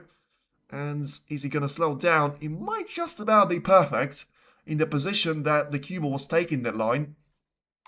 Can't really ask for anything more. You know, he is on the red into the left corner. Yes, it's not pretty, but no, it's fine. I will say it's fine because he doesn't need too much of a difference to be made. And you also can try and drop the cue ball for the black. So he's quite fortunate there. I'm not sure if he's played it that way. But the cue ball was super close to the red. And in the end, he should be able to roll this one in. Wobbles in the jaws, but drops in. And as I said, the blue was always going to be a slight issue, which is why I thought he was going to try and leave the cue ball for the black. But clearly didn't have the angle, or just didn't want to do it. So under on, I should say, slightly for the blue. And may use the yellow here, you know, as the easier shot. Although he will need to put the blue back onto its spot anyway. So, yeah, that's what he's going to have a think about. Yeah, he's going to go for the yellow, it would seem. So 32 points of an advantage there. And as I say, you would say that Zhao is going to be the winner. If you haven't seen, Mark Selby against Zhao 4-1, cut down to 4 frames each. And Chris Wakelin against Zhao as well. Now then, a couple of easy shots for Xiao Godon, and he's going to miss the first one. Wow, that is super disappointing. You can see that in the background, Zhao wasn't even ready, wasn't even thinking about it. Coming back to the table, it just seems to have been, once again, close to being in a sleeping mode. And, well, he needs to try and turn on the Wi-Fi back on because he's going to have a chance to try and close the semi-final away. A dreadful second mini session from Xiao Godon, and somehow it only seems to get worse. Poor, really poor. That yellow should not be missed, whatever you say. I make that yellow. Yes, I messed up the position, but at least I make the yellow in. And, yeah, he should not be missing a yellow like that. Yes, I get that he's trying to push his way through. Yes, the cue ball needs a bit of traction, but then if you're not confident in taking that yellow, and you're going to be doing all of that, just go for the blue. There was no need to be just trying to focus your mind on yellow entirely. He could have gone for the blue. He didn't. He clearly backed himself to try and guide that yellow in, so he should be taking full responsibility when he misses it and gives away. As I said, that transition from the pink back to down the table was the last shot that he had to be playing. But because he messed it up, got the cue ball way too close to those reds, he had to play an evasive shot, which, you know, yes, if the blue is there, it doesn't really matter. You just get yourself back down the table. But the blue wasn't there, and you need to be aware of that. And he wasn't. Had to play for the yellow, missed the yellow, and now it's Zhao very much trying to write his own story for this match to be over. It's not over until it's over. Yes, it's true, but what I'm saying is, like, it is going to be over if he's going to play like that. You know, Zhao is not going to be like, well, you know what? You've not played well, but you've been the better player this week, and you had some nice things to say in the interview. I'm just going to let you win. You know, it doesn't quite work like that. And I feel like he has played his last shot. But, you know, I suppose that's snooker sometimes. You can't always have the deciders, but I genuinely don't understand how you can go from being super competitive and basically being probably unlucky not to be winning at the first mini session to 2 frames each after the first 4 frames. I actually felt like it was a compliment to Zhao because he wasn't playing well, and in the end, he goes up a gear, and then Xiao Godon just drops to the absolute bottom of the barrel, and now only finds himself 7 points behind. Takes the black into the right corner pocket, and he seems to have thrown his hands in the air, but I feel like he's going to be alright, so maybe just didn't realise that he's going to have a red available into the left corner. Xiao will win. Well, that's probably going to be the case. Hit like button. Yes, thank you very much. And yeah, feel free to support the stream by hitting the like button and subscribe to the channel. We're still going to have the final consisting of 2 sessions tomorrow. Oh, this is going to go wrong. And he's still, like, this is the thing about Zhao Xington that I don't really understand. I shouldn't criticize him too much because I'm just going to come across as a moaning person, but it was a good chance for him, and he should have been better with it because it's not quite over the line. It's not like he needs 4 snookers there. And also another point there, when Xiao Guodong is not playing well, the last thing that you want to do as his opponent is just feed him off the easy chances, which is exactly what Zhao Xington has done. And because he wasn't clear of any points at all, he was level on 32. And Xiao Guodong steps back to the table. He's going to have a chance to try and win the frame here. Never quite know. When you're not playing well, but you still win a frame. And you only need 3 more after this, which still sounds a lot. But it's not impossible. And for now, he still needs to try and make his way through this frame. Because take nothing for granted. But really surprising miss there from Xiao Xington because he thought he run himself out of position on the red. He clearly had another red which could have easily been played for. Yes, you have to try and make a bit of ground on the blue being out of the spot, but I mean that's not really an excuse to be hitting a red which you're not sure which is going to go, and you basically miss-hit it completely into the wrong part of the pocket because you're trying to be super cautious with it. If you try to be super cautious, just don't take the red at all and go for the right approach. But once again, I mean, he was always going to make a mistake at some point, and maybe it was a bit of pressure. Maybe he was just slightly overconfident in himself. But whatever it is now going to be this red to be taken into the middle. As I said, he made some strange shots now and then. Yeah, he does, but you know, the reason I like him is that I'll probably just forgive him for that. But he shouldn't really be doing those shots in the deciding moment for himself at the semi-final, because you never quite know. You always take a frame on a frame-by-frame basis. Zhao has lapses in concentration, snooker stuff. It is, but I feel like it's not even lapses in concentration. I feel like he's trying to be someone that he's not. And I know it may sound really harsh, but he still needs to develop his game to a certain extent, and it is from the IQ point of view. His technique is brilliant, but his short decisions are something like the world of 64 or something, and it may be even worse than that. But just because he's brilliant in some aspect of this game doesn't mean that he can try and do everything that he wants. Especially in the frame number 8 of a semi-final. Listen, if you're going to do that in the practice and that works with, that's fine. But test it out in the first or the second round. Don't do it in the semi-final of a super important tournament, which you still need to win for him to qualify for another tournament, which just one thing leads on to another. He's going to need those ranking points of the Players' Championship, and yeah, he's still... Well, I'm not sure if you get ranking points for the Players' Championship, but they still want to compete. And that is poor. That, like, on the replay, it looks even worse. I wasn't even paying too much attention there to it, and... yeah, I mean, that is horrible there from his point of view.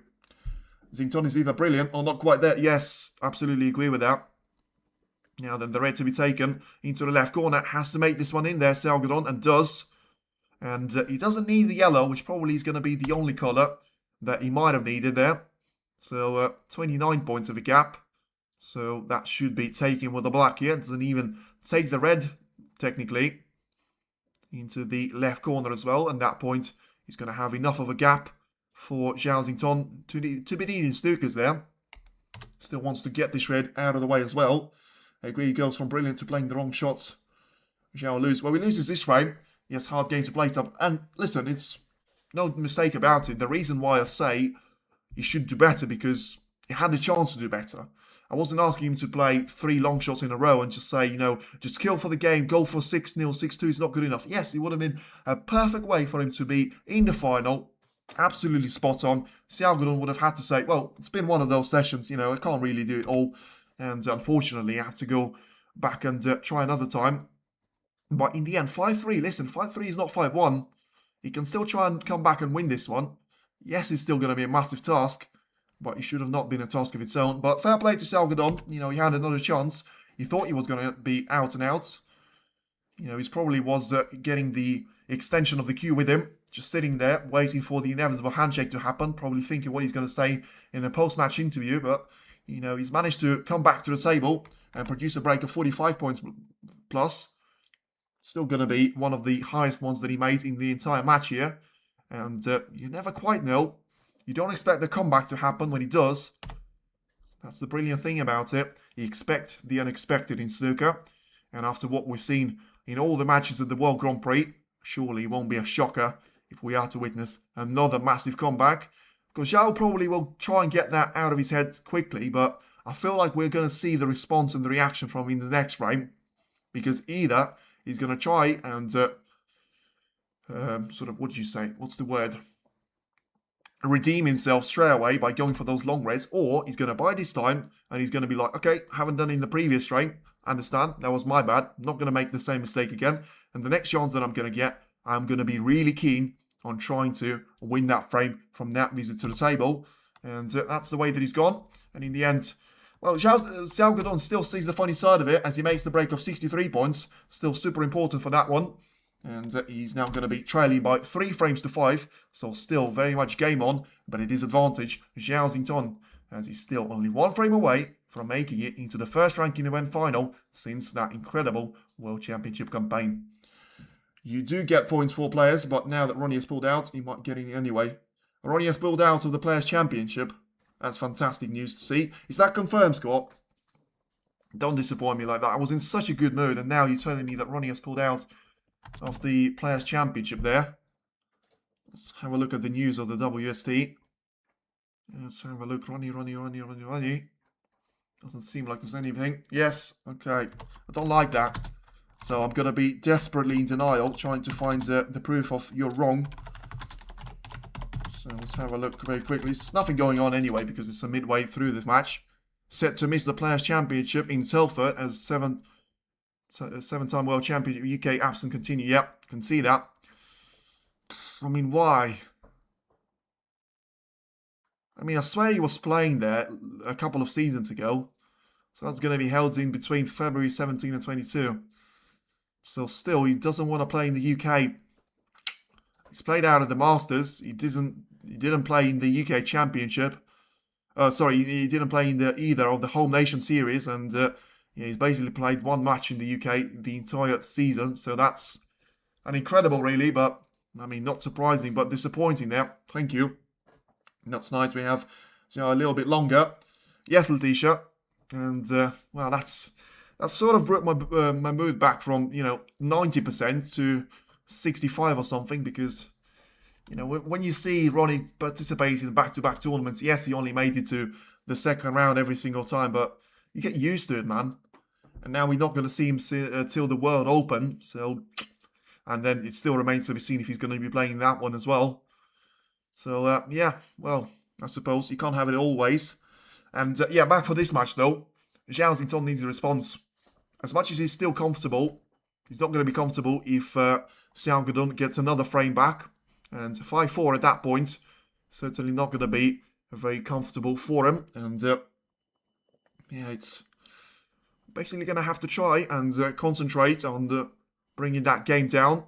Getting himself to be... Who's on the... Sorry about that, but I just can't not mention it. Who's on the calculator midway through the match there? I mean, surely you have to be checking what's going on in the news there or something like that, social media or something. But why do you want to be on the calculator midway through the frame there? But I suppose I'm just booking on it. 68% still feel like Zhao Xington is going to be the winner. 32% go for Xiao Guodong. Nothing wrong with that. Just have a look at the odds. 1.083 for Zhao Xington to be the winner. Of course, it would have been lower before the previous start to the frame. And by the way, I've got a stat for you, which you're not going to believe. Some of you at least. 3 50-plus break for Xiao Guodong. Have a guess how many 50-plus breaks for Zhao Xington. Yes, thought you knew. Yeah, I mean, disappointed there. No, I didn't, because I would have not have been in the fantastic mood that I was. Because I genuinely did expect... I knew that Ronnie was going to be late for playing his qualifying matches because of, you'd always give the likes of Watchalong, John Higgins and Ronnie to be playing right before the tournament starts.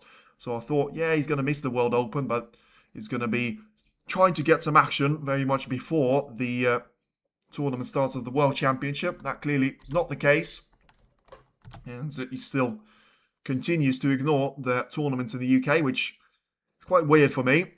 I suppose there's going to be a particular reason for it, but him being from the UK... Does anyone know the reason, by the way? I know that we're getting it way out of point, but the frame has only just started, and there's Does anyone know the reason why he's ignoring the UK? And it's not the first year that he's missed the Masters. It's been a while since I've seen him at the Home Nation Series as well. Then he's played 1 round in the UK Championship this and last season, and then probably that's been it. So 2 matches that he's played in his home, not his home country, but in the United Kingdom in the last 2 seasons. That's a bit questionable there, isn't it? Meanwhile, after the break-off of Zhao, it's all eyes here on Xiao, because as much as there is an answer there to be seen from Zhao's point of view, we also want to see a bit of a response from Xiao here, because if he wants to try and step his game up, he can't just count on the mistakes to come from Zhao camp. He needs to be trying to making those brilliant long shots, and he's unable to escape from a snooker here. He lives in Dubai and can't be bothered. Yeah, I suppose that's a fair point. It's simple, but it does sound like something that would actually be the real reason. So fair enough, thank you. Should have thought about it myself, because traveling from Dubai to China is a lot easier for you. And but why would you travel to German Masters then?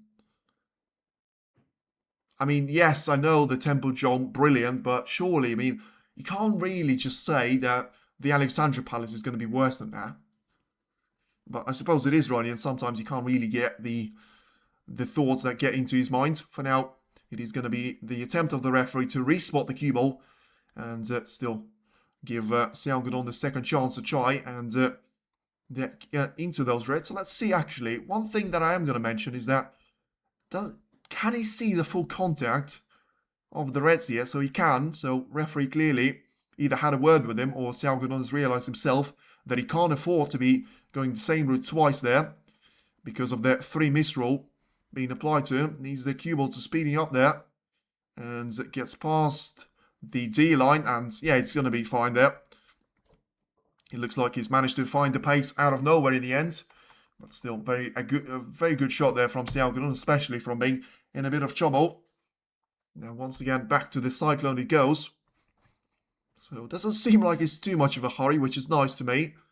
Doesn't mean like he's not going to be hitting the reckless shots as well, but at least he's not going to be thinking about it for a split second. Then yes, aggressive, yes, going for a long shot, yes, missing, well, maybe, and then just coming back to his seat, giving a chance away to Xiao. I'm not saying that he'll still won't go for those long reds. In fact, I'm probably thinking that he's going to try and go for one now. He's gone for it, and he's made it. Brilliant shot there from Zhao, and he's perfectly on the black. I mean, I have to say, if you are Xiao, you must be feeling like I've done everything in this shot, and yet he's just 2 steps ahead of me. He's played this red perfectly into the heart of the pocket. I mean, there was a millimeter to the left or to the right. That wasn't the case. He's perfectly on the black. He's got a 12 points of a cushion. And can he try shut me down and prove that he's still very much the man to beat coming into the final? He needs around 60 more points to try and find himself through. And then I'm going to be the one applauding alongside other people, although that wasn't really the contact to be getting on the black. And that's Zhao-like mistake there, because usually he's so perfect with the positional play. You would have thought that he would have seen that contact on the black coming. So he gets the red anyway, because of course the contact of the cue ball with the black came after the shot of the red. Now, this shot of the blue, I know his long game has been good, but is he going to be that good? Oh, he's gone for the green instead. Well, I mean, thank you very much. I'll take that from the neutral's point of view. I mean, look at that. I mean, that is absolute. This should be illegal.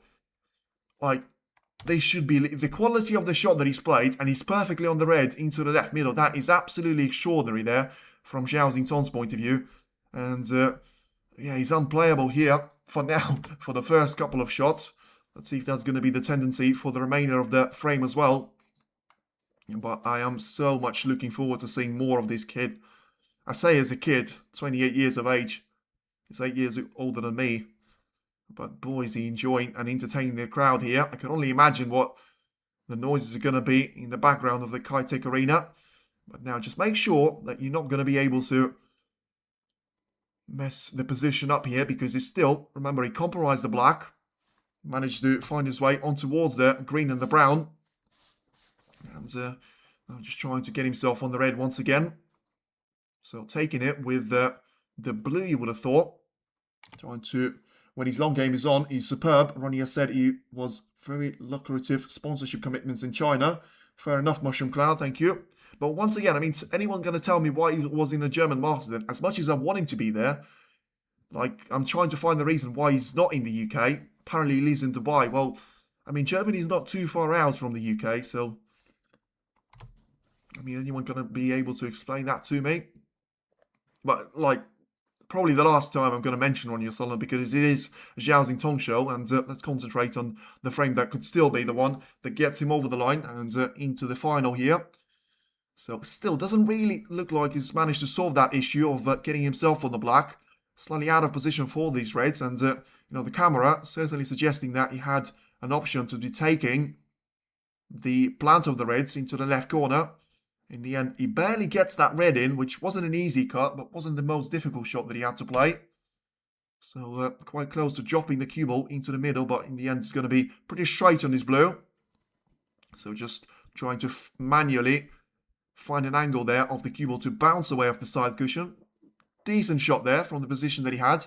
Let's see if he's got the access to the plans that I mentioned to be taken into the left corner of the table. So, play this one with a bit of backspin on the cue ball. Try and get it onto the black, and lost the cue ball there. He's going to be on the black here, but it's way too close to the side cushion for his liking, and also I can't see a way for him to try and slow the cue ball down enough so that he doesn't end up in the middle of the pack there and runs himself out of reds.